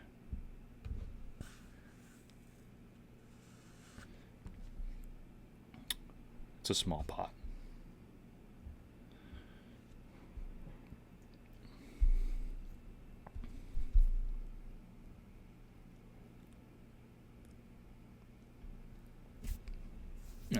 We don't care.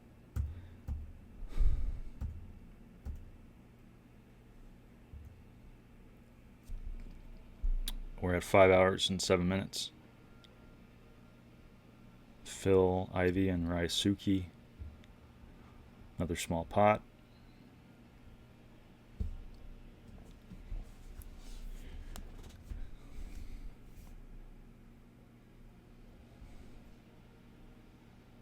Check, check.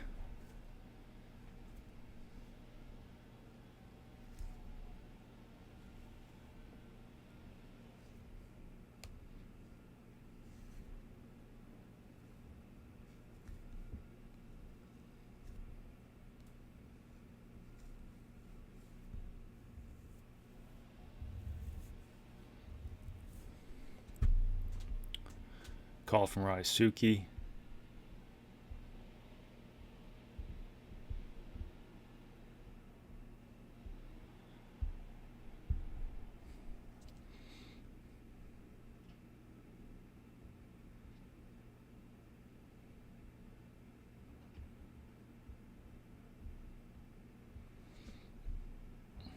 I'm just going to check out what they had on this one. Phil Ivy had king high. Raisuke had ace high. Small pot. Kind of interesting. Maybe. Just knowing that Raisuke is capable of calling with ace high, maybe. But again, I'm trying not to be biased by their strategic approaches.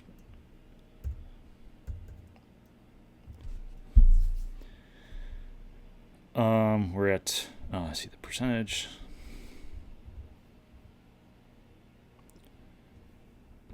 We're at 5 hours, 9 minutes.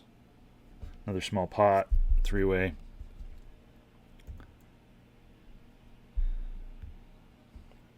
Yeah, this is not looking interesting. Raisuke's betting on this one.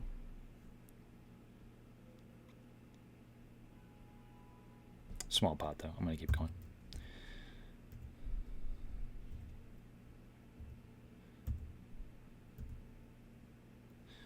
We're at 5 hours and 11 minutes. Three-way pot, small pot.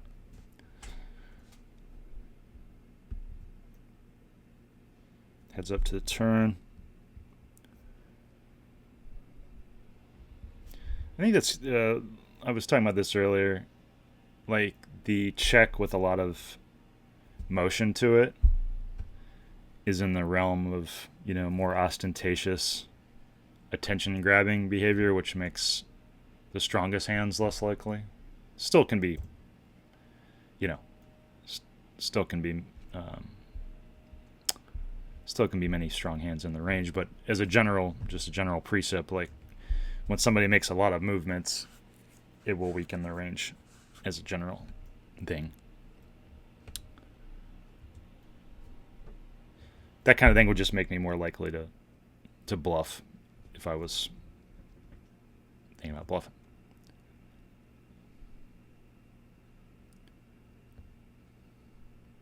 He bets here. Let's see if I was off base on this. Again, we're talking general reads here.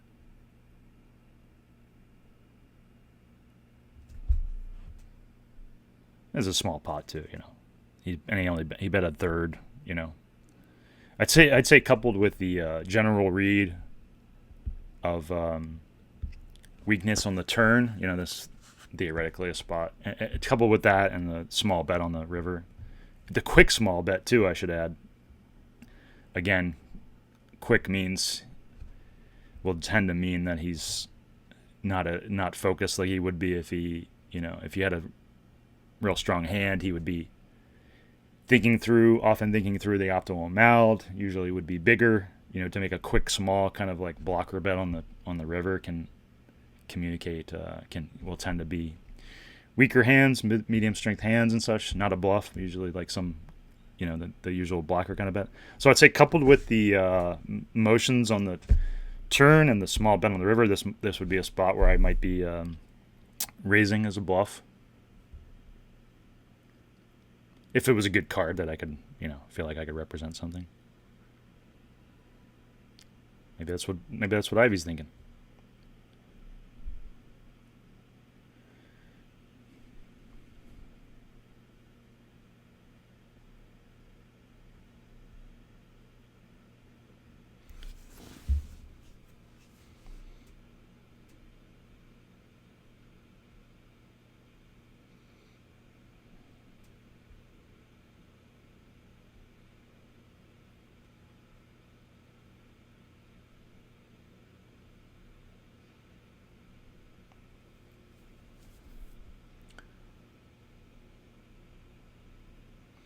Maybe he's thinking, can I represent something? Will he fold? Or he's just got a really weak hand and thinking whether he should call. Okay, gives it up. Let's see. If I was right. King, queen. Yeah, top pair. That's in the realm. But yeah, that would be, in practice, for better or for worse, I would often be bluff raising that.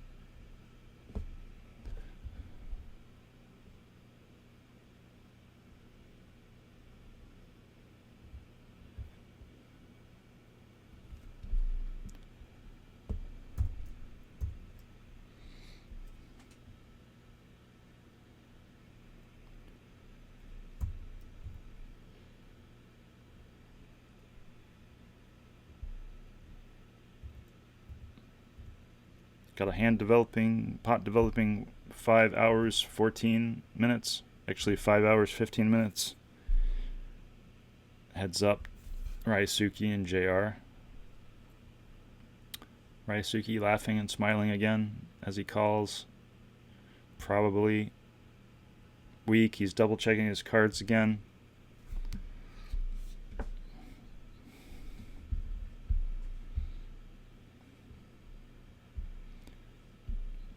I mean, these are all things that I think weaken his range a bit, and then you add a few of them together. Just doesn't seem focused like he probably would be if he was real strong. I think that's going to be a fold probably, or maybe a call with a good diamond draw. Ryosuke, ace 10. Yeah, he was just taking one off for the flush draw, I guess. JR had aces for the notes. Might be an interesting comparison spot.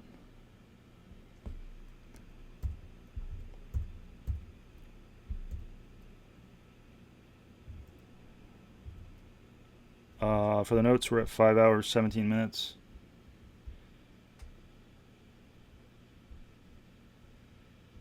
That one's over. Yeah, I think this is good. What do y'all think? Speeding up to the flop is probably a good way to do it. And then, like, maybe only really focusing on it if it's a bigger flop spot.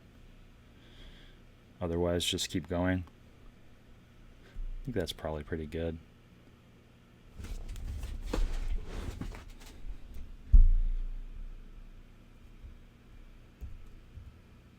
For the notes, oh, I didn't get that hands already, or okay. I don't know if anybody's actually watching this aside from like 2 people. But thanks for joining. I do appreciate it. Okay, for the notes, we're at 5 hours and 21 minutes.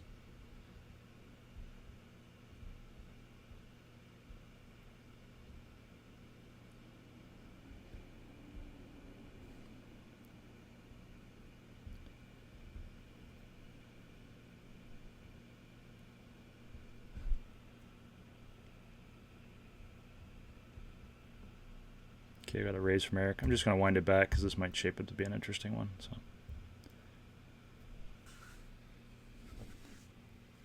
bet from Andy. Looks like Eric's staring at his cards for a while.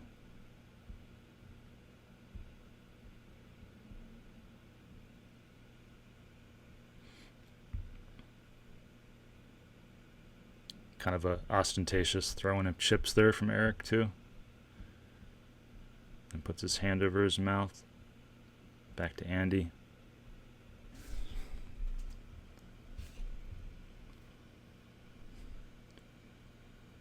A call from Andy. Eric double checks his cards. 10-9-7 was the flop. And then three clubs on the turn. 3 of clubs. And 3 clubs out there. Andy checks. Eric immediately reaches for his chips. Makes a shrugging gesture with his hand.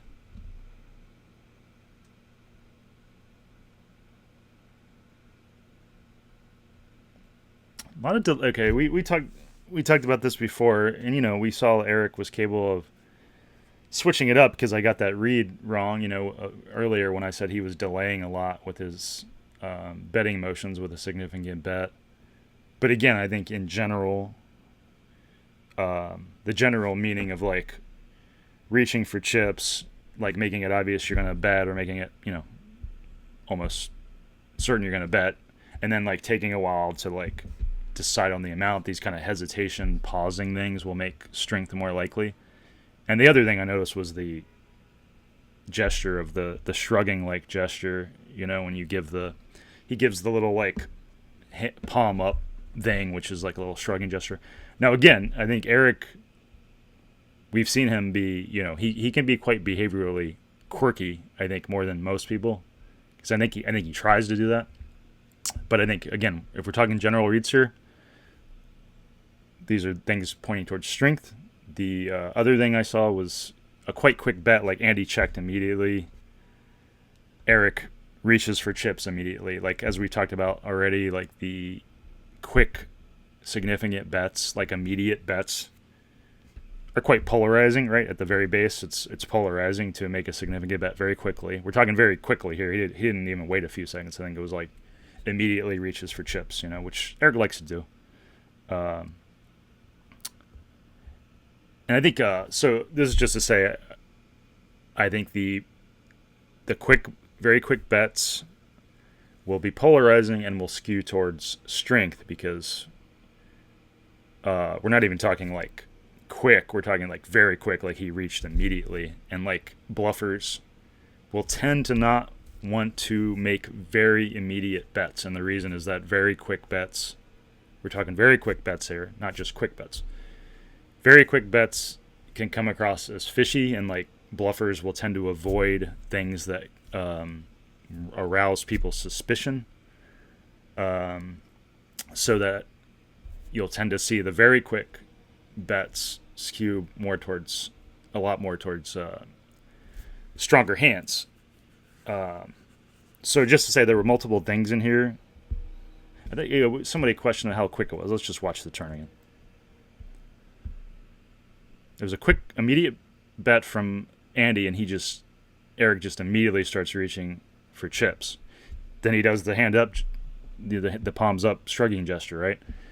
So anyway, just to say there were multiple things. Like I think Eric's quite quirky, but when you start seeing multiple things point the same way, towards relaxation and strength, like I think that adds up. So I'd have to say, at the risk of looking like a fool again, I'm gonna say that I'm at like a 3.5, at a 4, my 4 scale range of certainty that I'd bet good money that Eric has a strong hand here. Now again, for the situation, we got to factor in the situation too, like what's strong for the situation. It could be a set, it could be pocket aces with a club, it could be the flush, it could be the straight.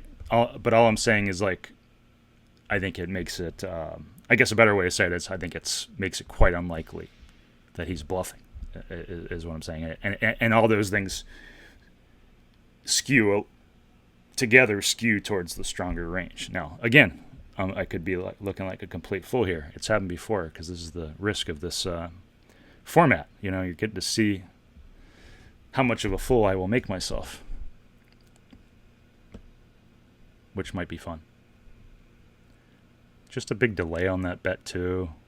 Covers his mouth after betting, which, all these things individually I don't think mean much. Again, I just think it's like, especially, for Eric's such a quirky player, I think he tries to be behaviorally quirky. But, adding these things up,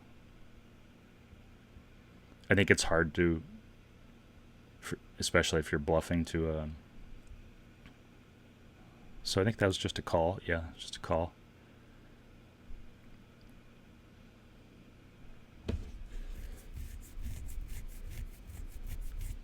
Oh, 4 to the straight on the river. All you need is the 8 for the straight.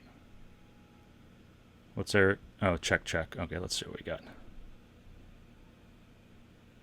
Okay, so Eric. Okay, but this is good. Eric was bluffing, but this is good. Like, this is unusual because and props to Eric, because you don't see a lot of this stuff from bluffers.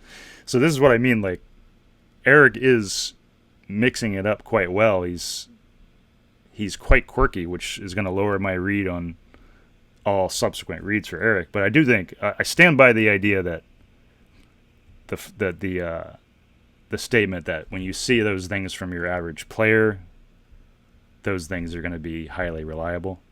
Now, I look like a fool. But yeah, this is good to know though. Like, and maybe he's imbalanced in the opposite way. Maybe Eric is trying so hard to do these random things that he's imbalanced the other way. Something to watch. I mean, I haven't watched Pearson in quite a while. Hey, and maybe, who knows? Maybe when did I write that Eric Pearson thing? It was 2 years ago. So that would have been before 3 years ago. Yeah. At first, I was like starting to wonder if maybe he switched it up because of me or something. But maybe that's too narcissistic of me. But yeah, this is good. I mean, because like, as I often say, like, as is obvious, tells are far from 100%, right? And all you can do is try to learn the general tells, and then you start seeing like, okay, this guy's deviating big time. Because I'm being like, I would say that cluster of tells, like 90% of the time will be strength from your average player, and we're talking more, the more recreational player they are. But yeah, there's a reason I was like confident, but now of course I have to factor in that Eric is quite tricky, and that's going to be interesting to watch. Like if we see him in some more hands, because this is more tricky than I expected Eric to even be. Like I knew he was quirky, but yeah, I'm getting some respect for him, because I haven't seen people. I honestly can't remember the last time I saw all those kind of behaviors, and it wasn't strength, right? So that's just interesting in itself. I mean, I can't think of another player that mixes it up like that and does all these kind of weird things when they're bluffing. So this is actually pretty interesting.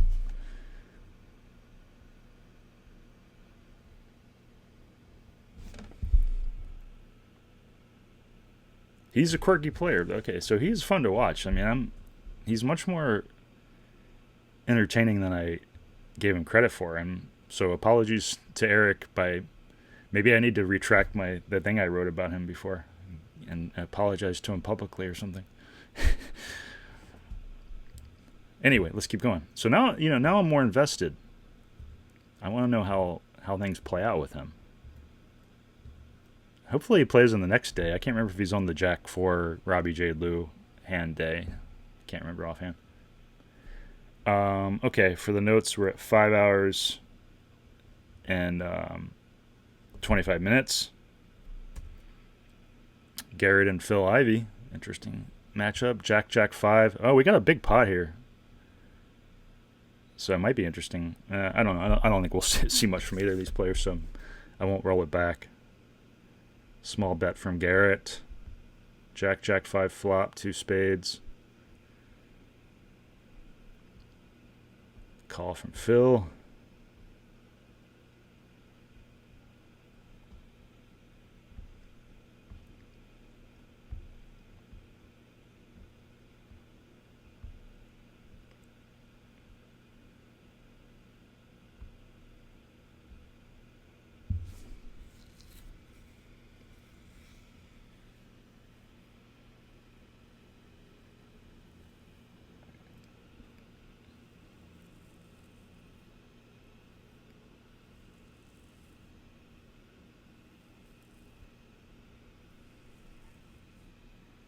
Phil bets 30K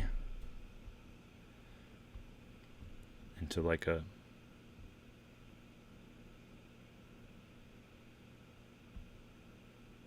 into like a 85,000 pot.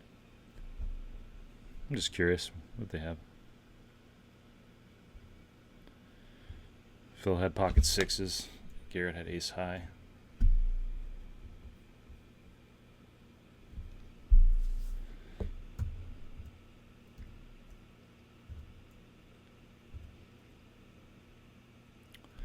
We're at 5 hours and 27 minutes. Small pot. I think I'm just gonna. Well, Ryosuke's in there. Keep watching. Eric bet the turn.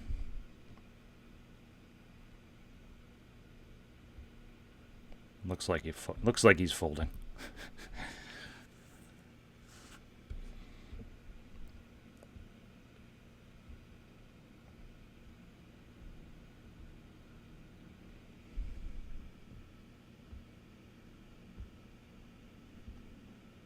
He's gone. Oh, time bank. Oh, I might fast forward. Okay, he folded. All right.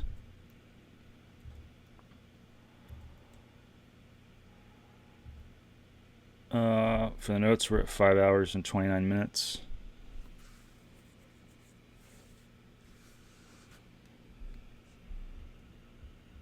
JR and Andy.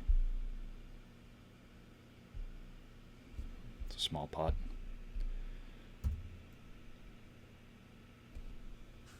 I'm just going to keep going.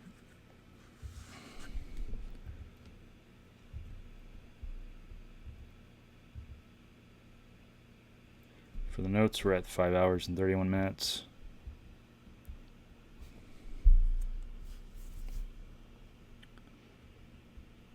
Another small pot.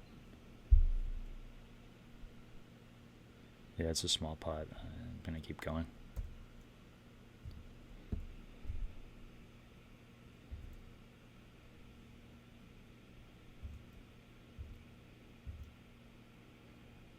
There's a 3-bet going on from Ryosuke. Actually, let's roll that back. I might want to watch a 3-bet. We're at 5 hours and 32 minutes.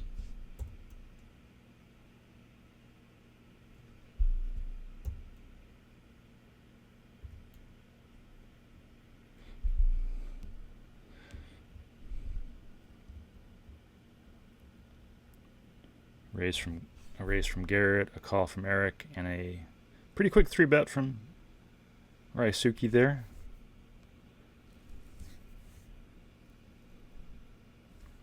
Phil Ivey folded to that. It's going to be Eric and Ryosuke, our two favorite players.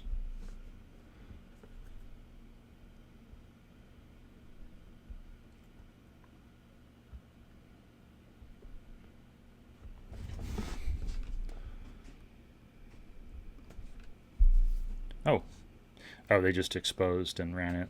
Okay. Just kind of curious what Ryosuke had queens.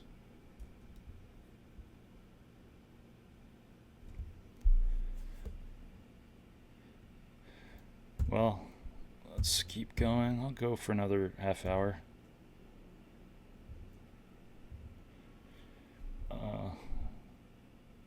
For the notes, we're at 5 hours and 34 minutes.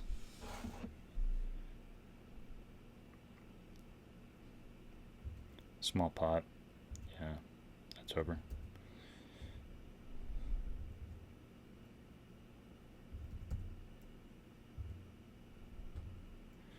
For the notes, we're at 5 hours and 36 minutes. Decent pot developing, maybe. Garrett bet, Ryosuke called.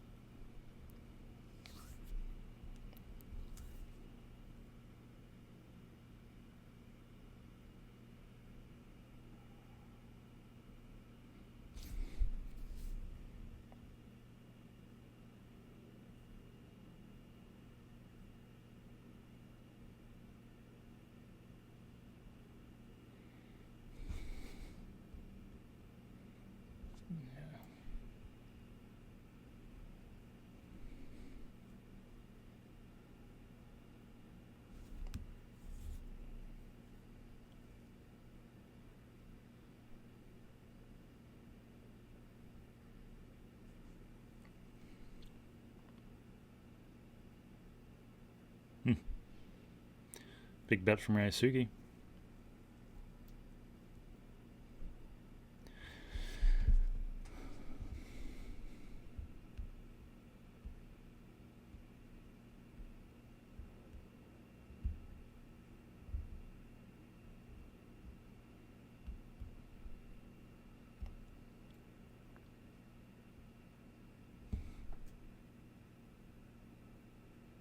Raise from Garrett. I didn't see much to note. I didn't see much to say about Ryosuke's. I mean, he just is trying to look stoic, looking subdued. You know, it might be interesting to note that if he varies from that, just riffling his chips, looking still, looking down, looking normal.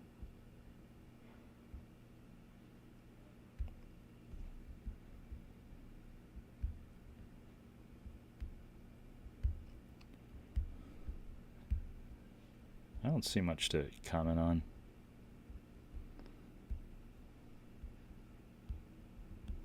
Yeah, but we'll look at what he has here and might try to compare it for future. So he folded quickly. Ryosuke had second pair with the 7. So, you know, I'd mainly just want to note that for future. I think we had another hand where he looked similar, where he was bluffing.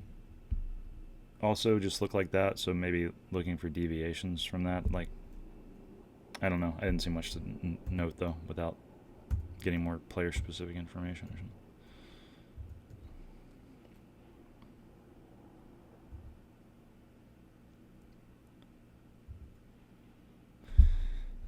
For the notes, we're at 5 hours and 39 minutes. Eric and Phil Ivey.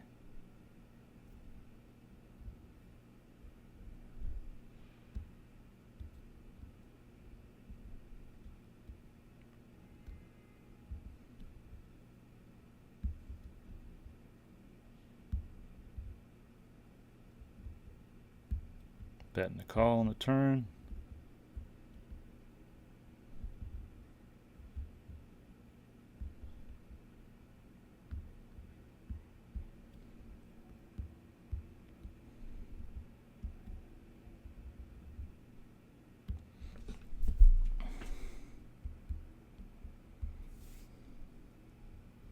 $29,000. What did he potted it?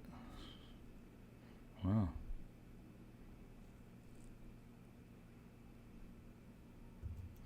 Let's go back and watch it, just see if there's anything interesting here.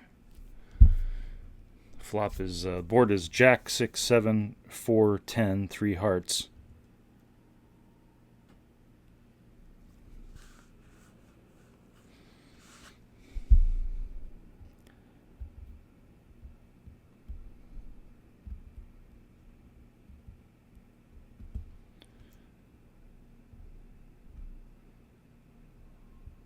I didn't see much to comment on there. Interesting, though, that he's being more, you know, a lot more stoic here than the other hand. But I don't, you know, as we said, he is pretty quirky. He's capable of switching it up a lot. I don't see much worth commenting on there. Although I will say, like, the verbal, I think in general, not for Eric, but I think in general, like the verbal announcement and the choosing of a odd chip denomination will skew a bit towards relaxation, you know, in the sense that bluffers want to just do more normal things. So, you know, I'd say for him too, it probably skews a bit more towards strength and relaxation. But he's, you know, he is quirky. But, you know, if I was forced to choose, and he's talking to, what are we saying? It's a call from Ivy. You know, it doesn't mean much that I would say it, you know, I would choose value bet because most of his big bets will be value bets. So it's kind of like, doesn't mean much for me to say that really. But let's see. Oh, he had the flush. Okay. So this is interesting here, you know. We saw him bluff and be weird a couple times with things that were more behaviorally loose and such. You know, things that I would think normally point towards strength. He was showing them when he was bluffing, and then here we saw him be more stoic and thoughtful when he was value betting. Again, I think he's capable of switching those things up. I think it's probable that he likes to try to switch those things up, you know, as people do. some people do who are like to engage a lot. But it is just interesting to note that he was switching it up in that way, like full of a lot of behaviors when he was bluffing, and then more stoic and thoughtful and serious looking when he was value betting. Just something to keep an eye on. This is kind of fun to watch it as it develops. You know, a lot will depend on, like, you know, people will go in streaks. I think somebody who's trying to be behaviorally quirky like that will switch it up.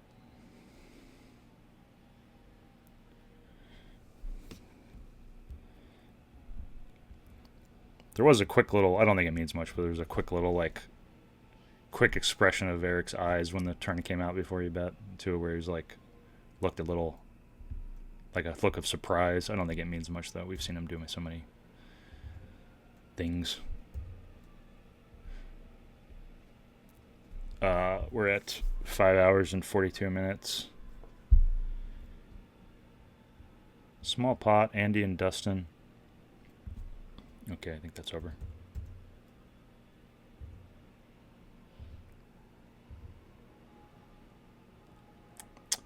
Five hours and 43 minutes.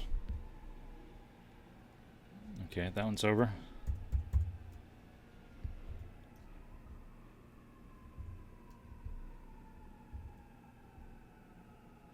Uh, 5 hours and 45 minutes. Small pot, multi-way. See if it gets interesting. That's not. Okay, it's over.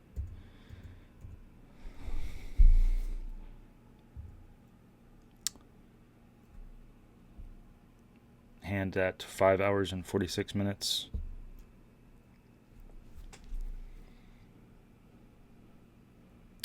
Three-way, small pot.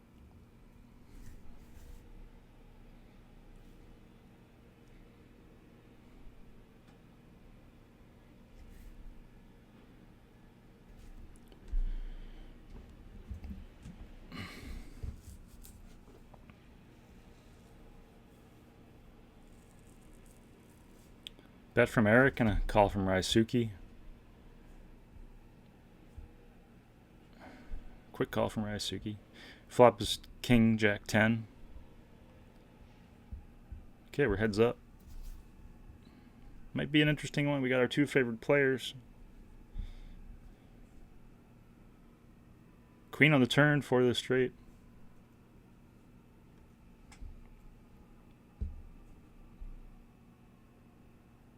Eric's betting quick. Eric's talking. Bet 16K. Bet's half pot. Let's just watch that again.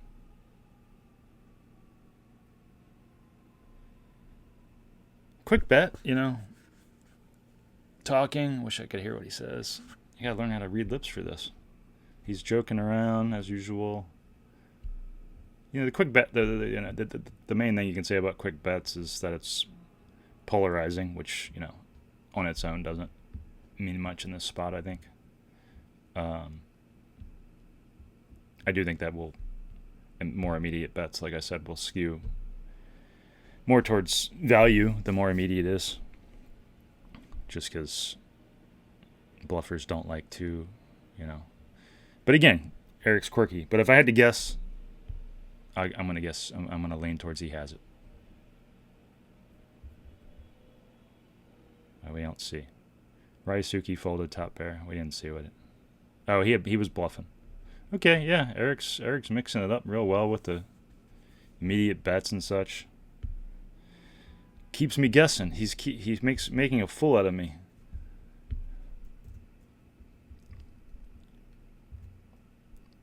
Maybe I should just, whatever I think the read is, you know, go with my opposite kind of thing. Whoops.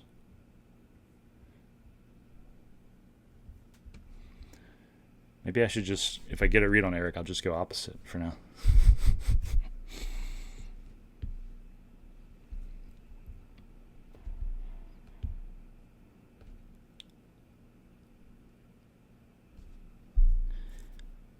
Okay, we're at 5 hours, 49 minutes. It's over, I think. Oh no.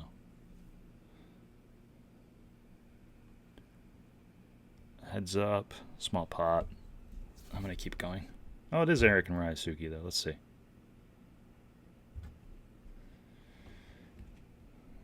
The board is King, Queen, 9, 2 hearts, Jack on the turn. Eric's talking and bets, joking around. Bets pot.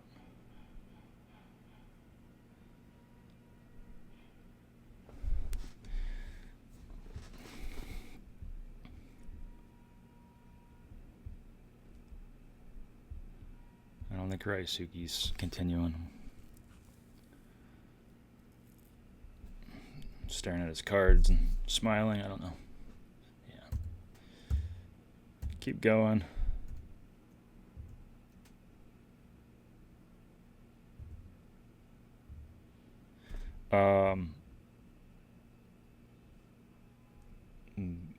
We're at 5 hours, 51 minutes.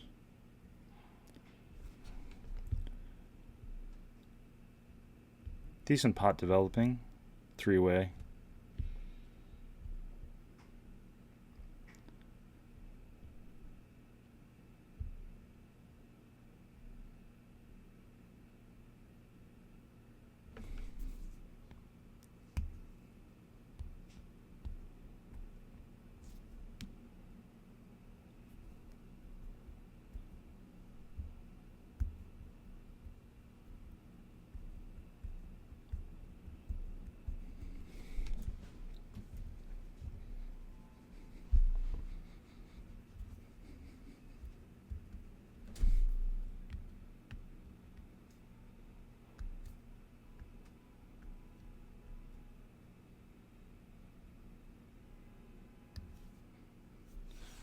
You know, the hard part about doing this too is they often cut away from the betting player, which is unfortunately, you know, it's unfortunate for this kind of stuff because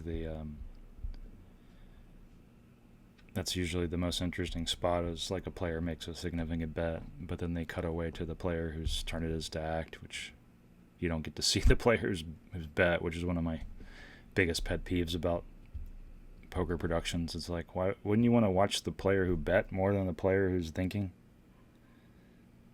It makes it hard to make a video series. That was one of the things I struggled with.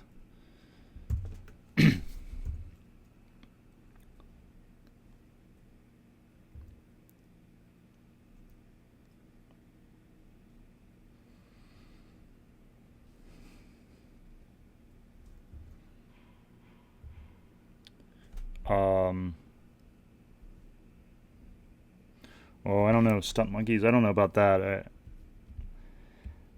I don't have an opinion on that. I think it's more likely that he's either going to be pretty balanced with it, or he's going to like be imbalanced with it, where he's like trying too hard to act relaxed when he's bluffing, kind of thing. But I think it's likely from what I've seen that Eric's pretty balanced, like more balanced than I thought at first. Previously to today. But we'll see. That's an interesting thing. That's keeping me interested in this, is seeing how the Eric stuff develops. We're at 5 hours and 54 minutes. Decent pot developing here. King 9 deuce flop. Queen turn 2 clubs.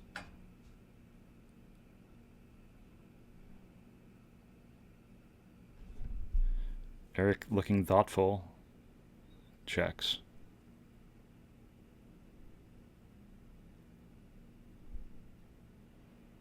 Oh, got Ryusuke here. Smiling and betting. 24, I think. Smiling, the other joking around.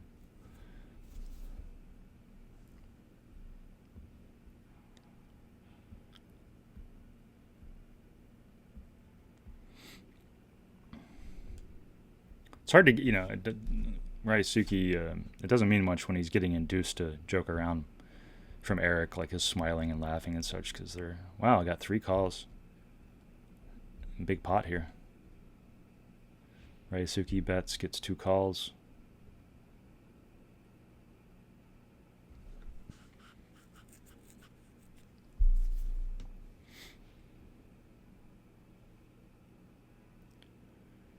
River 5. Eric reacting, checking. Well, you know, that's usually going to be, as a general tell, like some sort of reaction and joking around when a card hits. It's usually going to be, you know, them deciding that they didn't hit, especially in a multi-way pot, because there's less, you know, incentive to keep your hand secret. So usually that's going to be they missed and don't care about the hand anymore, especially in these multi-way pots, you know. But, you know, if Eric's really tricky, maybe he's like doing that with the nuts. I don't think he is. I think, again, I'm going to say, like, it's a tell of, you know, a genuine tell of, it's very few people that would put on that act in such a spot, especially in a multi-way pot. But anything's possible with Eric, obviously. But I think it'll tend to be genuine misdraws and such. What's Ryusuke doing? A lot of movement from Ryusuke. Definitely comes across as quite relaxed. Like, if he bets, I mean,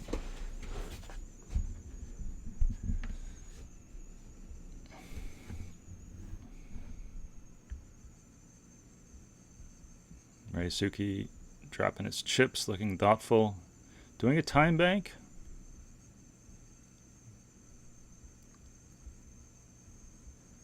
Yeah, I mean, I'm leaning towards strong myself if he bets. Especially, you know, with the time banks and other thing. Is he doing end over end chip flipping there? Yeah, he is. But if he checks, doesn't mean much, obviously. Doesn't mean anything if he checks.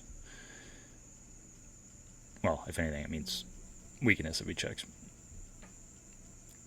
If he bets, though, I'm kind of afraid. I'm pretty afraid.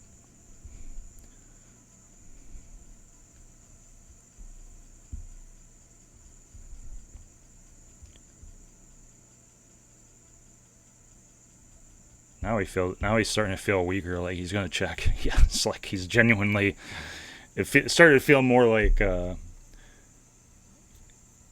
more genuine decision towards the end there, which, you know, could theoretically be useful. I think Eric, you know, these kind of multi-way spots where you get the vibe that like Eric genuinely missed his draw. Is weak. You get the vibe that you know, a lot of it's like how much you can represent yourself based on how the hand went down. But yeah, it definitely felt like Ryusuke started feeling like he was trying to put on an effort of like, I really should. I do have a tough consideration, and almost started feeling more defensive or something, you know. So let's see what they got. They all checked. Again, though, like, even if you got those tells, if you were JR and you got those tells, it doesn't mean much because you still, you know, you got to be able to represent something, right? Ryusuke had, the flush draw on the turn.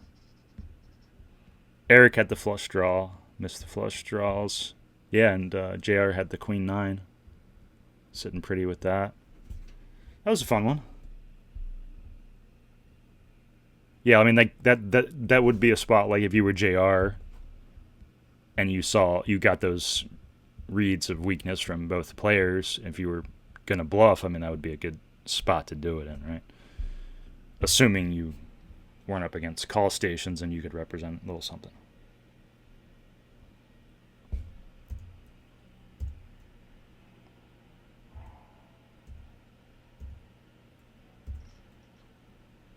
Oh, I gotta hide the cards. We'll go for a few more minutes.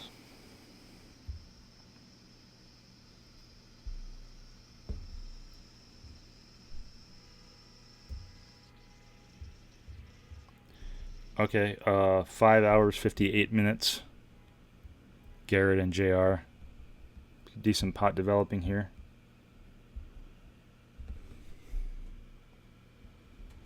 So let's just watch that. I want to watch that again. Not sure who. Let's see who raised. I'm not sure.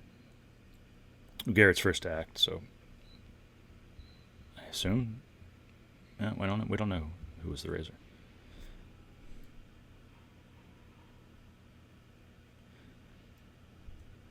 Kind of interesting that it was a quick check with multiple movements. I mean, it wasn't too quick. I don't think it means much, but it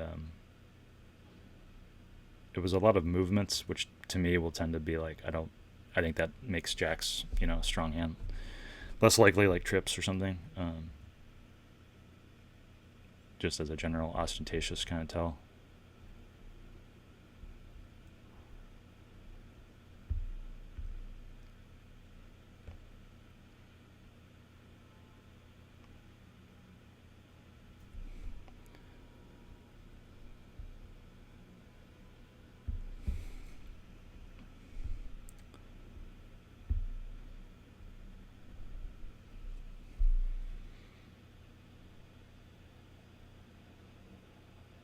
Ace King, he said.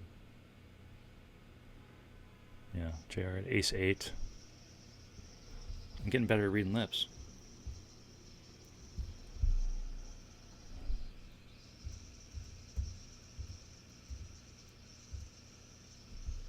We're at 6 hours.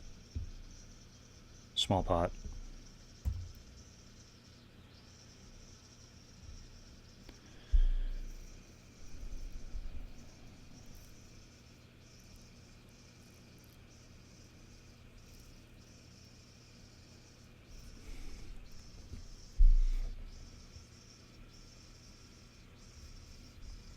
I do think the double check, like his checking of his cards, JR's checking of his cards here. It's a small pot, but, going to be a good amount of variability. But his double checking of his cards, those kind of small gestures and stuff weaken people's ranges to me, and I'm more likely to keep firing if I'm got a hand that's good for that.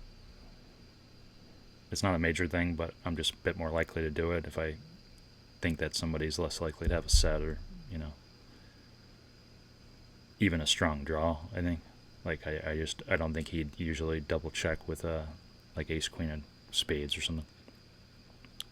Also, a pretty quick call on the turn there might make me more likely to fire the river 2 if I'm bluffing.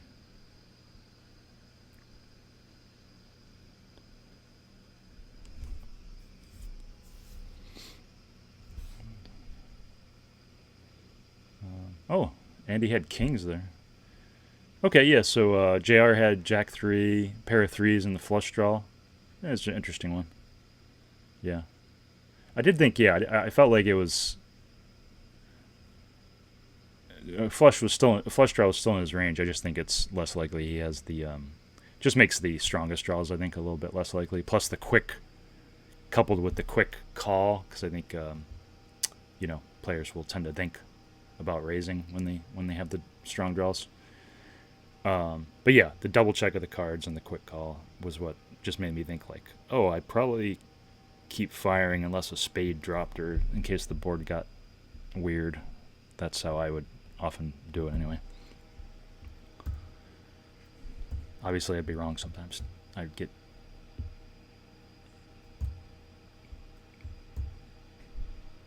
just playing tendencies.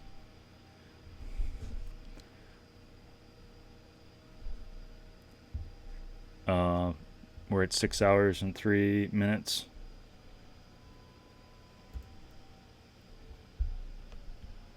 Oh, we got another interesting Ryusuke and Eric hand shaping up. Small pot though now. 4 to the straight on the turn. Check, check.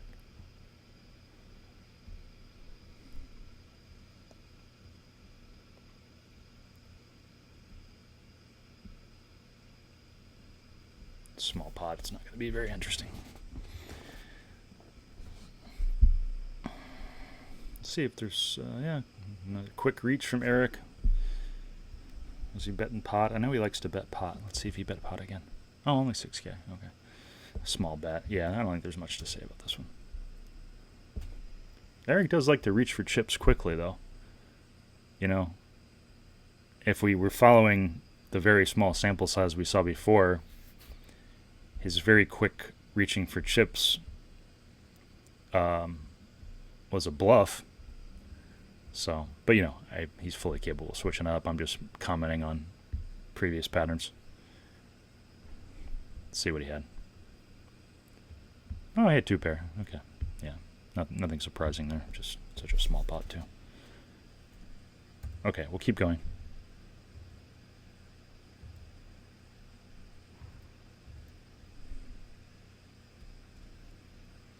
Trying to talk him into a call.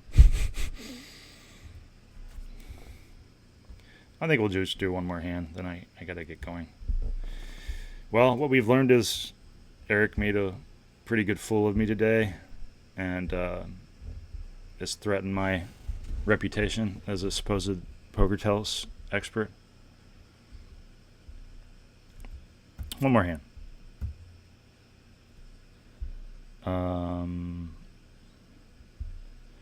We're at 6 hours and 6 minutes. Small pot though. This is gonna be boring. Yeah, it's almost over. Let's do one more. That was boring. Oh, we got a raise from Phil Ivey though. Let's see. Let's just check out the river.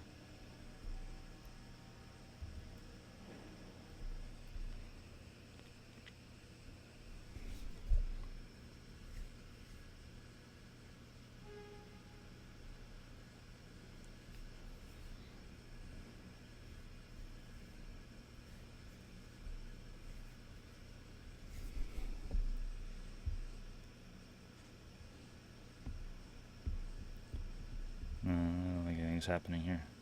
Not much happening. I'll do one more. We're at 6 hours and 8 minutes. Small pot again. Let's try to get one decent sized pot going before I leave. We're at 6 hours 10 minutes.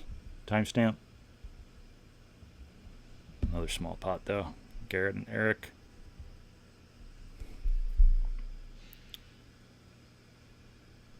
I think that's a fold, yeah.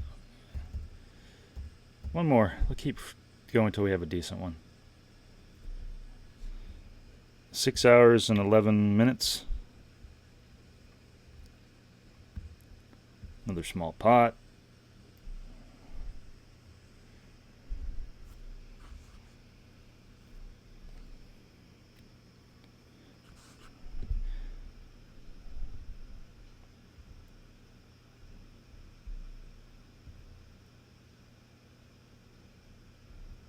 We'll keep going. One more. One more for real. Okay, we're at 6 hours 13 minutes. It's another small pot though. Yeah. Okay, one more for real.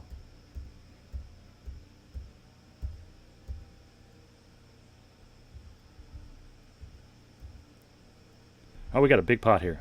Well, maybe that's okay. We'll end on this one. Let's see what happened pre-flop.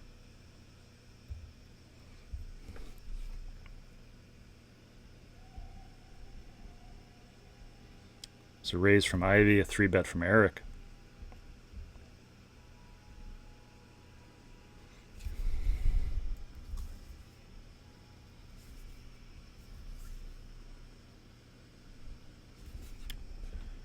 Okay, heads up with Eric and Phil Ivey. Might be a fun one.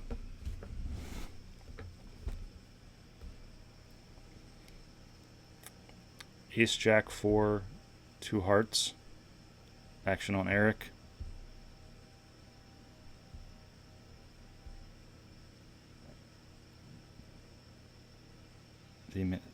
Oh, he's asking how much he's playing? Yeah.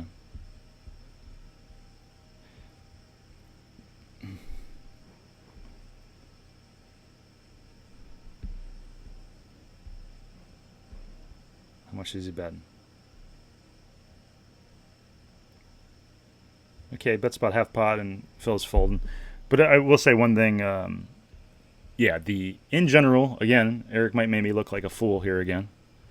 But in general, like as a general read, again, these are just things that vary you a little bit more. You know, these are never like foolproof reads. But in general, somebody asking about somebody's chip stack and then betting is skewed towards relaxation, and strength is because bluffers tend to not want to agitate opponents, so it'll veer more towards relaxation. Again, like, yeah, what level are we on? Somebody say, because Eric, as we've seen, Eric has been switching it up very well. So should I go with my should I go with the opposite read in this case? I don't know. Man, gotta end on a tough one. I'm gonna stick with my read and say it's strong. But you know, this is tough because I mean Eric has switched it up like so consistently from what I thought he would have, in a way that I really don't see anybody else doing. Like I can't remember the last time I've seen so many things consistently the opposite of what my initial read. So this is a tough one. I mean, if you were, you know, in a real world scenario, I just wouldn't be, you know, using these things as decisions at all. But I'm forcing myself to, you know, in a real world scenario, if I knew that Eric switched things up so frequently, I would just probably discount the behavior stuff until I had a read. But I'm just kind of forcing myself to make a read now for fun.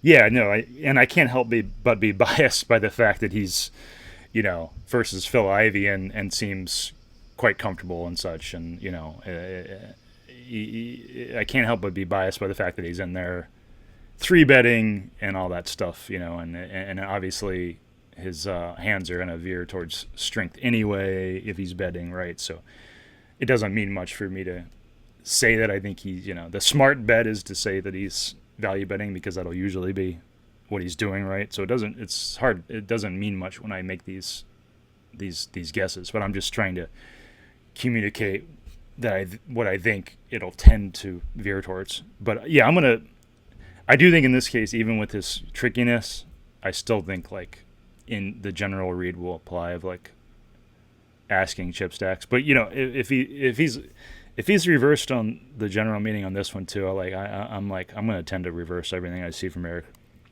It's just getting to that point. Let's see what he got. Man, he is so quirky. He had 10s. Man, he's mixing it up so well. I honestly like. I think the thing that I'll end on here, and I'll continue this next week. I think that a few takeaways. I'm gonna just tend to reverse my read of Eric until I see otherwise. Like, so if he tends to do things that I think are general population strength and relaxation, I'm just gonna say he's bluffing because and then we've seen that one hand where he was value betting and was very stoic and quiet and such. So yeah, maybe I'm gonna mix it up because I think it'll be interesting to watch. Yeah, so. But yeah, the other takeaways before we end is that I think the main thing that we've seen that was useful in this, the more interesting things that developed were around like bet timing, because those were like, you know, the things when I was pretty spot on bet and call timing and such. The quick bets, the quick calls, the quick checks, that kind of stuff. Those were, you know, and I do think those are like highly valuable, especially if you get like 2 in a row in a hand that can like kind of point you in the same direction. But yeah, I think that's the big takeaway is like the most interesting hands were involving that stuff. I don't think there was, you know, too much interesting. And Eric made me look like a fool. So what I wanted to start out with, it had to be Eric making me look like a fool for the very first one. Okay. All right. We'll continue this next week, and hopefully I'll look smarter in the future. All right. I'm signing off. Thank you all for watching, and if you want to send me ideas for how I can do this better format, but I'll keep thinking about it. All right. Take care. Thank you.